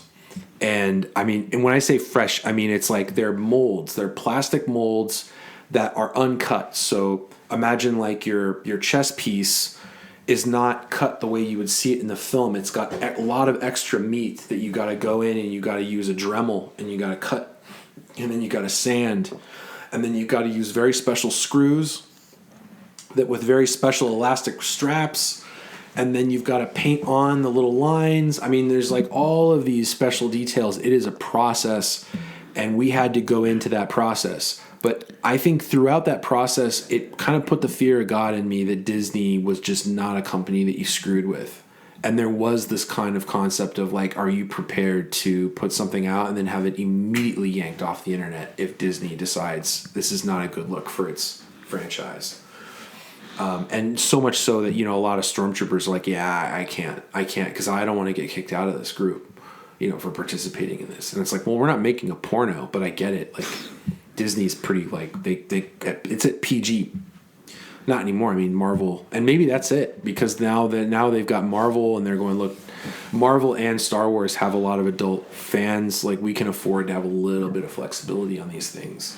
Probably, but also, I mean, like we talked about the music a bit, and I know that lots of stuff gets yanked off of YouTube for music, and you've been on there, and well, we did, we did the agreement with them. This like, I'm not trying to make money off of this.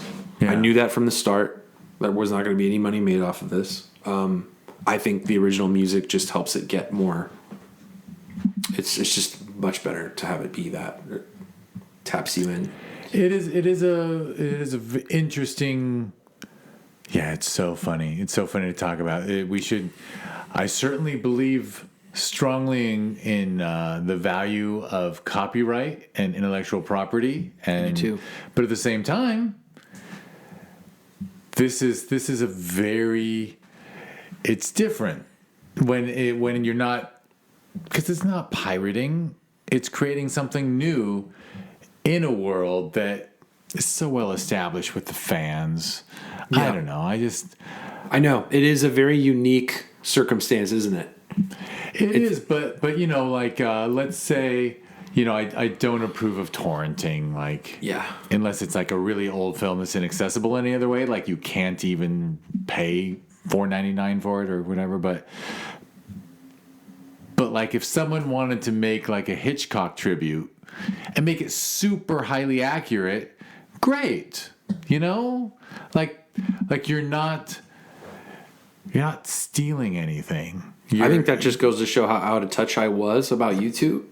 And I was in an editing bay for not really paying attention to the changing dynamics, because I think what happened was YouTube got really strict when they couldn't figure out a way to monetize based off of videos that used original music.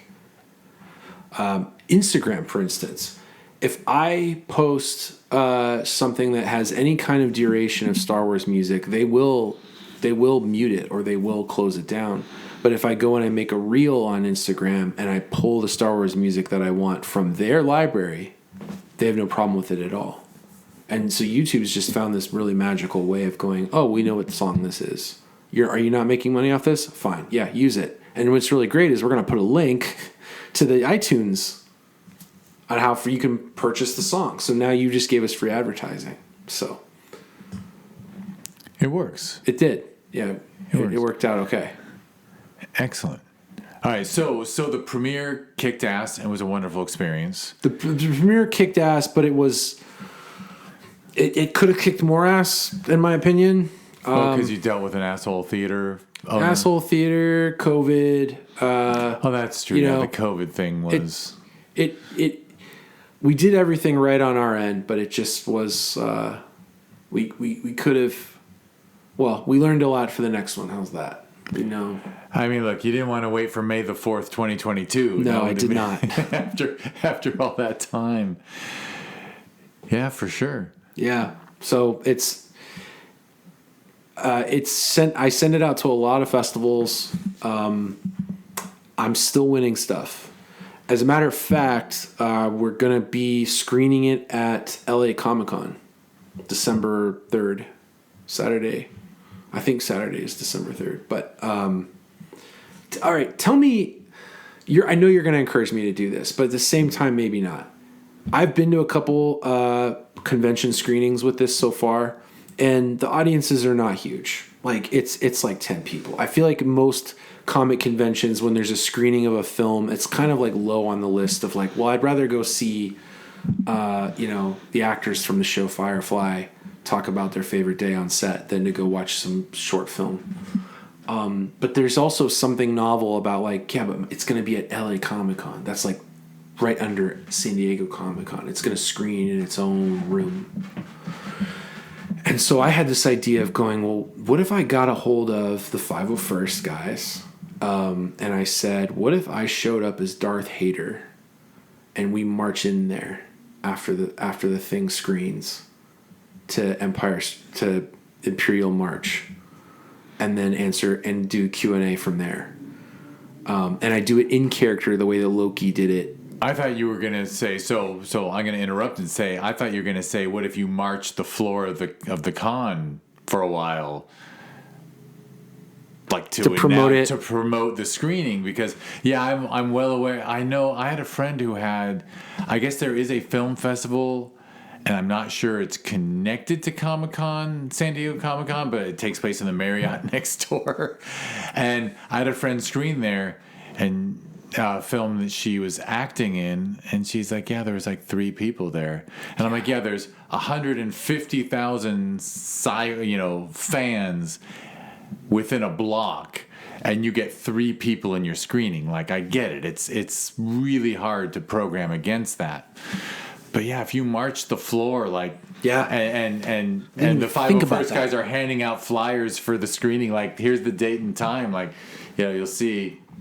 I don't know. I would hope you could pack it, because Lord knows if they saw it, they'd jizz their pants, and in the best way possible. Yeah. I mean, come on, it was made for that group. That is a really good idea. Yeah.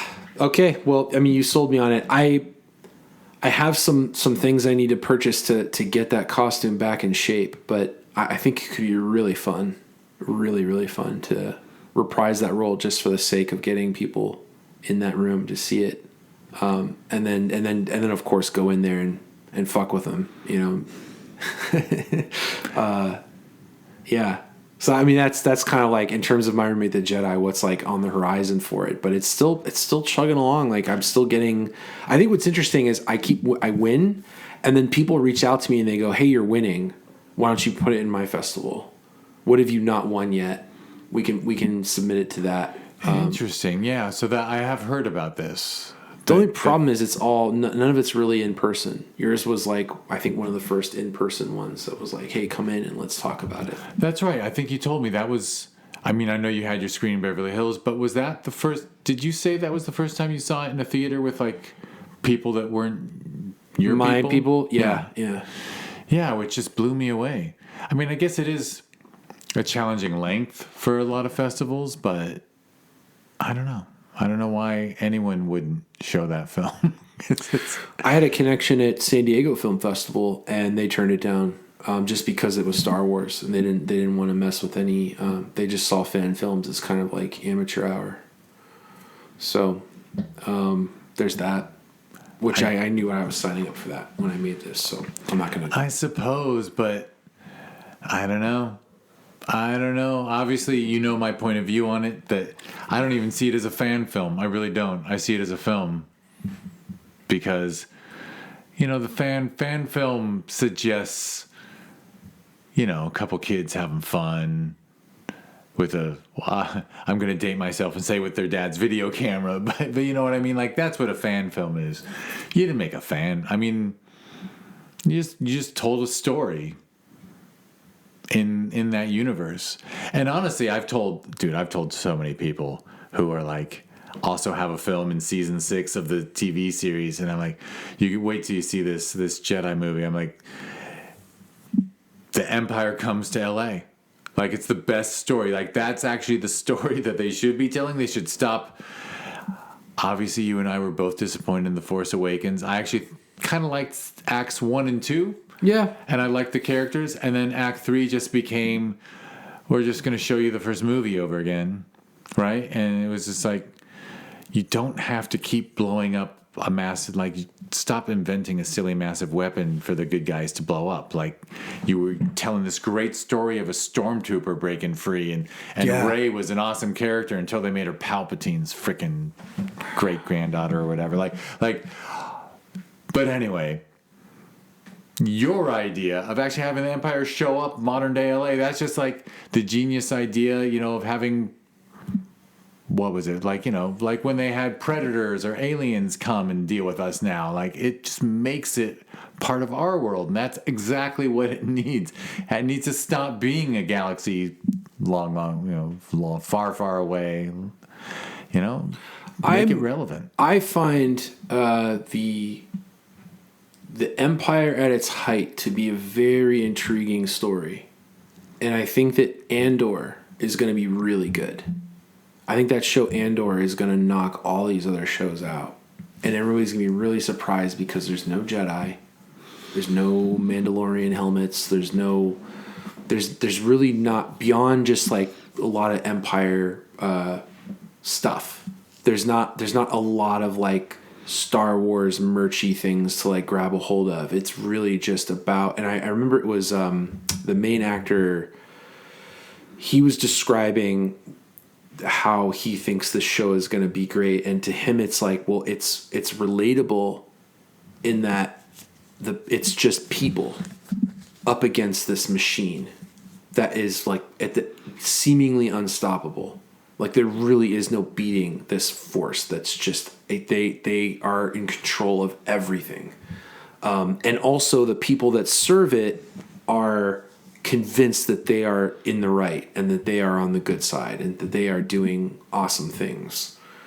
And that to me was like, to see those guys show up here and now, and also the joke of like, we wouldn't stand a chance against them. And then it kind of, you leave it up to like, well, wait, did we actually even put up a fight? What did the Empire have to say when it showed up?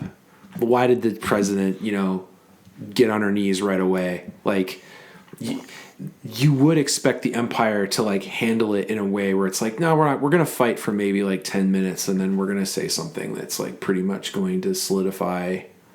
Like, we're going to bribe the right people. We're going to, intimidate the right people, and then now the Empire controls Earth, and we're looking for a Jedi, and we're going to find her. And I just thought, okay, like that's exciting. And I think that there are elements of that in Kenobi that I really liked, where there was just this really kind of frightening door to door, we're going to find it, at all costs. I had a bunch of friends warn me to stay away from Kenobi, so I haven't watched yet. Man, I wish if there was a way I could get in there and rip those and then cut it together for you specifically. Like, just I could, the good parts. I could definitely cut together a 45-minute short that just gives you what you want out of that, and you would geek out. You would be like, okay, this is cool. Kenobi's just running through stormtroopers right now, or he's using the Force in a way that would have been interesting to see. And this is like, even McGregor's Kenobi, the guy that we all felt maybe got a little robbed from the prequels in terms of like, he does such a good job as Kenobi, but like, was that Kenobi? I don't know. George, again, I just think he's like, he didn't really know what he was doing. He was the only one though that managed to still be good. Yeah. Right. Like, I think Natalie Portman is one of the best actors Agreed. on the planet. And you throw her in a Star Wars movie with a stiff script, and it's just like, wow, she just said, this is the best I can do here. This is what he wants. She even admitted that she wasn't really a Star Wars fan. That like the universe it was kind of foreign to her. So she was like, the director's going to tell me what I need to do. And it's like, no, like, at least with I think with Ewan, it was like, oh no, he grew up on Star Wars. He knew the character. So to see him get that show, the show fell flat in my opinion. And there's a lot of disappointing pieces, but there were those elements, I think, that my roommate, the Jedi, keyed in on. It doesn't have to be Earth necessarily, but it's just like, something we can relate to that's up against the Empire. Yeah. Yeah. Which honestly was never really dealt with well in the films, except for the original trilogy, I suppose. Yeah. Yeah, because it really never. Yeah, whatever. I won't get into the embarrassing dirty hippie politics that George Lucas filled the prequels with. Right. but yeah, at that point it was just like trade embargo. What, trade war? What is it about trade? Yeah. Like, God, whatever. So anyway, Yeah, what's he implying? Why does the Trade Federation oddly sound like Chinese? Oh, that was rough. You know, like it just there's like all these pieces. I'm going. He had the capacity. All right, we're going down this route, but I'm just saying he had the capacity to hire his novelists and to hire filmmakers who absolutely love the franchise and to create a boardroom of the most talented people to create for him what they envisioned the prequels to be. And all he had to do was go, you know, I did see the clones being something that the Republic used and not being something that were just outright and then for those guys to be like, okay, we can run with that. Let's that's not how we picture it. That's not how I pictured it, but we can run like that's all he needed to play. But he had to be the writer for some reason. He needed to prove to himself or to somebody that he still had it. It was like this like midlife crisis. Was that it? Was the prequels George Lucas's midlife crisis? I think it might have been. I'm more cynical than you are. I feel like, and by the way, that group of people, that boardroom you're talking about, they would have created 3 films that were faithful to what followed, not what contradicted what followed. Because for me, the contradictions in the story, I think whatever. I think he got severely. He was reined in on the first film, right? Because he couldn't do everything he wanted, and he listened to his wife at the time a lot, and so with no editing, able to do whatever he felt like. I think like the prequels are the films he always wanted to make, and the Star Wars we loved and grew up on was something that he looks back on as like terribly flawed. Yeah, that's true. I definitely heard that about Empire. Like, that was his teacher from USC who directed that. And he directed it the entire time knowing how he was going to edit it. Whereas George wanted it to just be lots of footage that could just be brought together and then edited and told in the way. And it was like, yeah, Irving Kershner. Yeah. He had it in his mind, and those collaborations, as much as they pained him, you know, probably are the reason why they were so good. And then also why Return of the Jedi kind of fell off a bit, because he started to pull it back in. And the studio were like, it became a toy commercial. Sadly. Yeah. I mean, I can't begrudge anyone for wanting to be a billionaire. I mean, I have not turned down any billionaire opportunities myself out of integrity, but you'd like to think that if you got to that point, you would know how to balance the two, right? Yeah, for sure. You know how to say, "Oh, I can give you Ewoks, but like, I'm not going to give you. They're not just going to be." But we don't have to have a dance sequence. Yeah. We don't. Well, I mean, by the way, because I'm the age I am, that I saw them all in the theaters. Like, Jedi came out when I was already in high school. Like we'd almost like the film you love right as a kid, and then like it was like 9, 12, and 15 was those films for me. And by 15, I was like, I don't even like this anymore, like Jedi. But now you go back and you watch all 3, and you're like, yeah, the Jedi didn't even need to be made. Like, it's just, there's nothing to that story to keep it interesting. So, except that I get extra angry about plot points of, I don't think Leia should have ever been his sister. Was not and necessary. Vader's daughter. Well, and it completely violates what happens in the first film when Vader is face to face with her, and he feels nothing. There's no way, and yet, other Jedis can feel when another one is on the same planet surface. They're like, wait a minute, Obi-Wan's around. Your own daughter you can't feel face to face? They should have never done that. It drives me nuts. Yeah. Because the first film is so perfect. I really do think the first film was perfect. And I like it better than Empire. Although I know most of my friends say Empire is number 1, but for me, what went wrong in Jedi starts happening in Empire for me. Interesting. I think I love Empire because of what it builds off of A New Hope. So it is difficult to say Empire is better than A New Hope. I just think that Empire finally got the like really solid Hollywood, realistic movie treatment that A New Hope didn't get and deserved to have.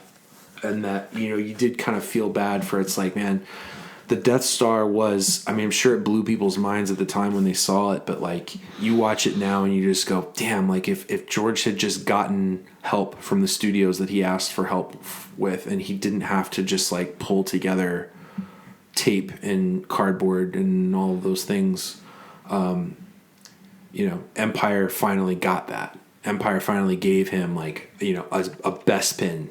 That lightsaber fight in that like carbonite chamber room was just like, what? I still think they haven't beat that. Like Terminator 2, maybe.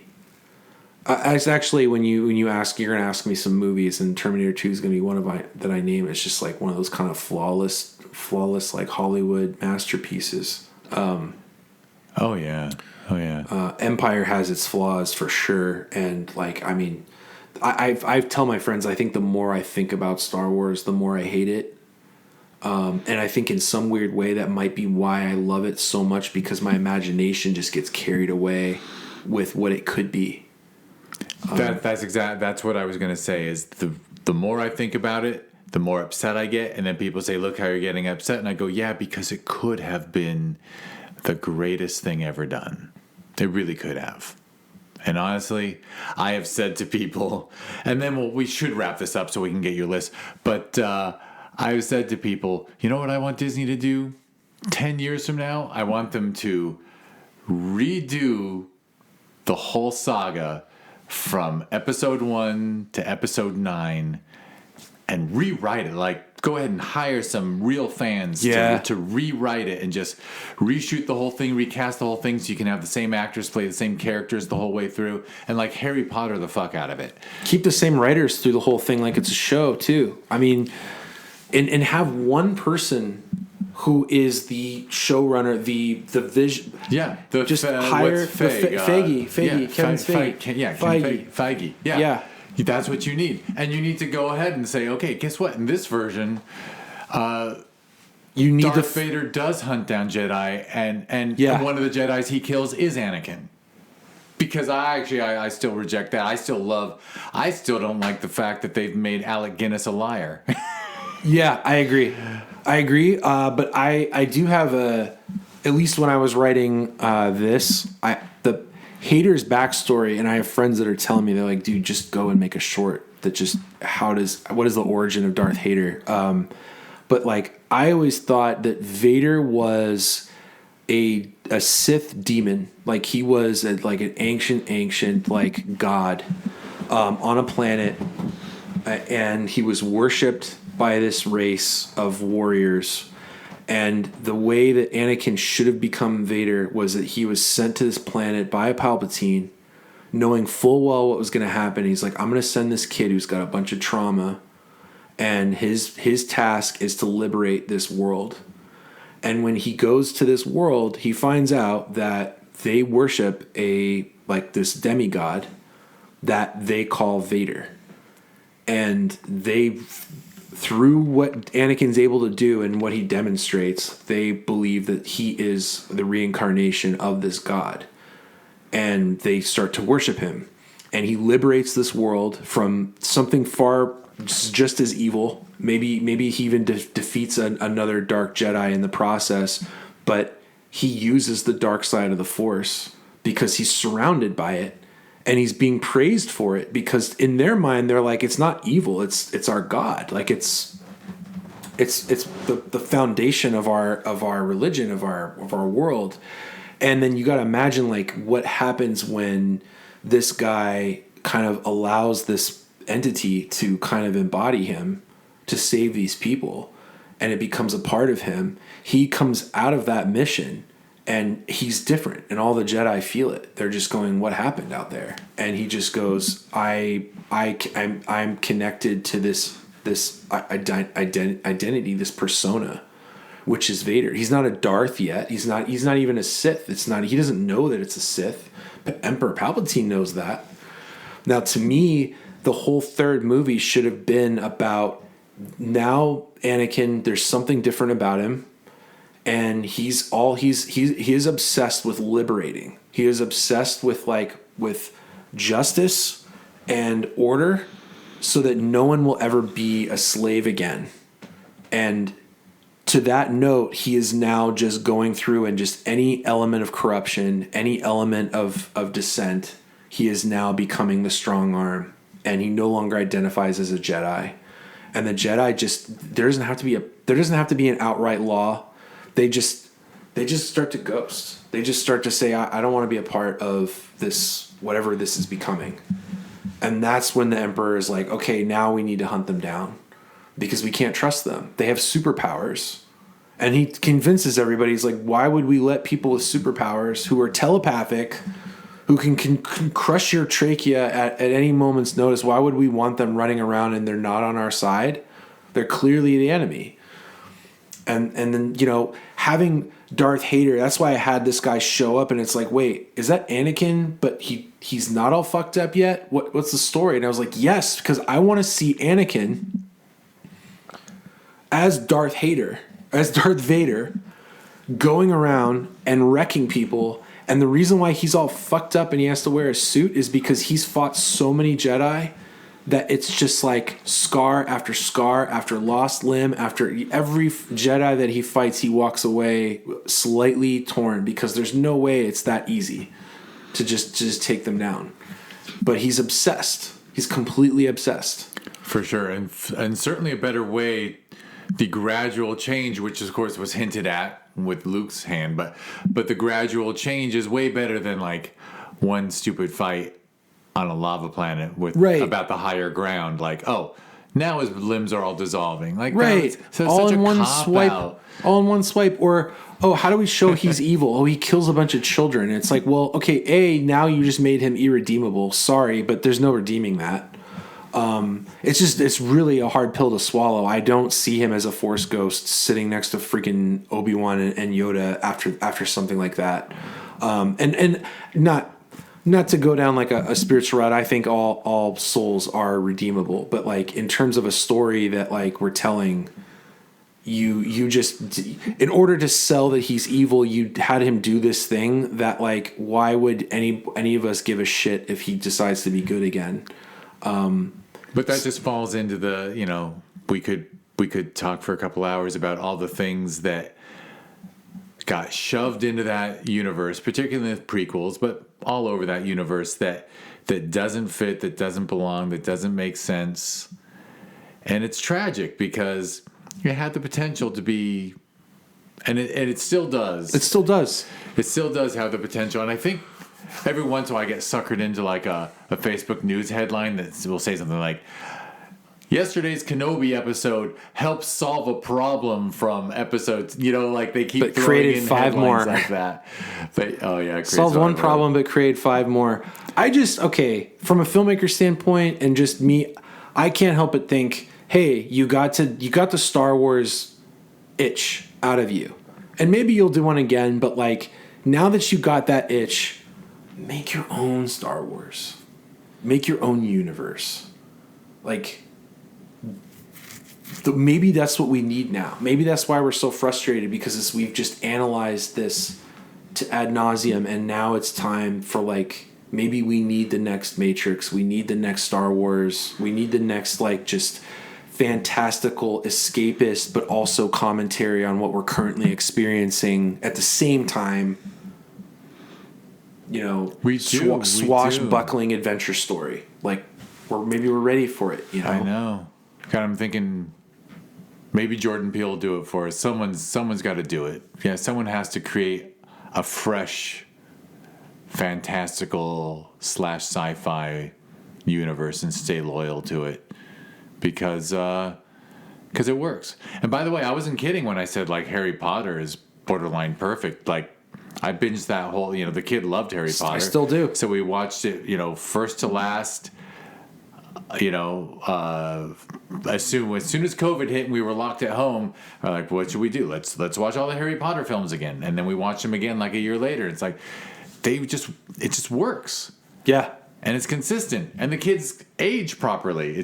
I love it. But and I just wish, and then our kid's so cute because she's like, it's.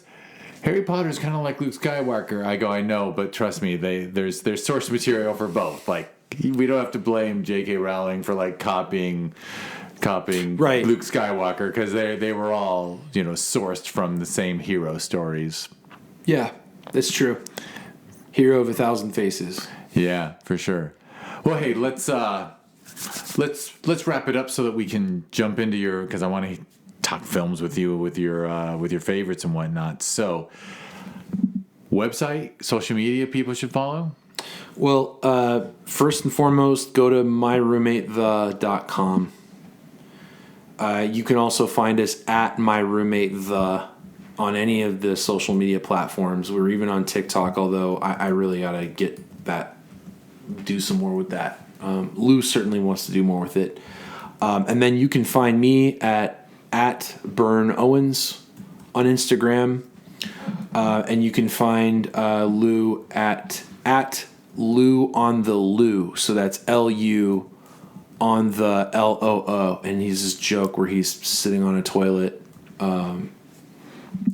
And yeah, you'll find the two of us on social media. And we want to make another season of My Roommate The game plan is to write about 6 episodes or 7, a couple of which are really short and punchy, and then others that are more developed. I personally want to get out of the My Roommate The format and just put Lou in the world. And I think I'm going to toy with that concept in this season and just see if I can make like a Curb Your Enthusiasm sort of world for him, where he's just interacting with the world is now his apartment, and they don't have to be roommates for him to do that. So for sure. And I mean, you guys won best performance by a cast, and I praised your villain, but yeah, he holds that whole thing together. He is wonderful on camera. So please pass that along. I will, absolutely. Yeah, he absolutely makes it. And I actually love your Jedi too. I think you cast that perfectly. Isn't she great? I am shocked. Like, you look at her and you think, was she in Star Wars? Like she has the look that they would cast, right? She did audition for Rey. She did. I'm not surprised. Yeah. I mean, I'm a fan of Daisy Ridley, but she would have done great. Yeah. All right. Well. Yeah. All right. So, by the way, myroommateth.com and all the URL, all the social media things, I'll put those in the show notes of this. Thank you, everyone who stuck it out this long. I am now going to ramble off as quickly as I can the things you need to know. First, like and subscribe. Be nice. Be kind. I know it's such a big thing to ask to click like a thumbs up thing, but maybe do it. Do it. Go to YouTube and go to My Roommate The and like every one of them and write positive comments on every one of them. And then go to Amazon Prime Video on a big ass TV, the biggest TV, hopefully 4K you can get, and open your Amazon Prime Video app and type in Discover Indie Film and watch season 6. There's 20 short films in 10 episodes. It ranges from comedy to art house to sci-fi to a little bit of horror, and then some amazingly, wonderfully made documentaries. It's a little bit of everything. It's like going to a film festival. And so please do that, and please give it 5 stars. You know what? You got to pay $7.99 for the 10 episodes. You're paying 79 cents for 2 to 3 great short films. Come on, that's a good deal. So do that. And if you want to learn more about the podcast or the TV series, go to discoverindiefilm.com. And on social media, it's at DIFWins. And we talked about My Roommate The played at the Sherman Oaks Film Festival last November. If you want to learn more about that festival, and it's coming up on me pretty quickly, I gotta keep watching films. So learn about it at ShermanOaksFF.com, and it's at ShermanOaksFF on social media. And finally, there is a sister festival to the Sherman Oaks Film Festival. It's called Film Invasion Los Angeles. We hold it every June, and you can learn more about that at filminvasionla.com and at filminvasionla on social media. And I'm going to mention one more thing. I'm going to call an audible and add, because Byrne shared how his freshman year of college went. For shits and giggles, because I watch so many films every year for these two festivals, and some of them I would watch and go, that's an amazing film, and it'd be even better if I was high. So for fun, I started something called THC Cinema. I added one more thing to my plate, and on 4/20/2022, we met at the theater and watched 90 minutes of shorts that were just either hilarious or trippy or visually stunning, and it was fucking great. And there was like a voice in the back of the theater. There was like 60 people there, and someone said, this has to happen again. So yeah, it's gonna happen again on 4/20/2023. So anyway, use drugs responsibly. I'm a very responsible legal drug user. That sounds so funny. But what can I say? Films, sometimes, man, you watch a film and you're like, how could I not watch this without THC? How could I? Too many negatives there. But anyway, that's this extra thing I've done for fun is acknowledge that there really should be a world where you can just. I like edibles. I don't smoke the stuff. Just take an edible and go to the theater and just enjoy the shit out of cool stuff. So anyway, now I've talked about THC Cinema longer than I talked about the other festivals. Shame on me. But it's thccinema.com, and it's at THC Cinema on social media. All right, Byrne Owens, it's a total pleasure. Love the work. Think you're an excellent person. It was a pleasure. Thank you. And thank you, everyone, for listening.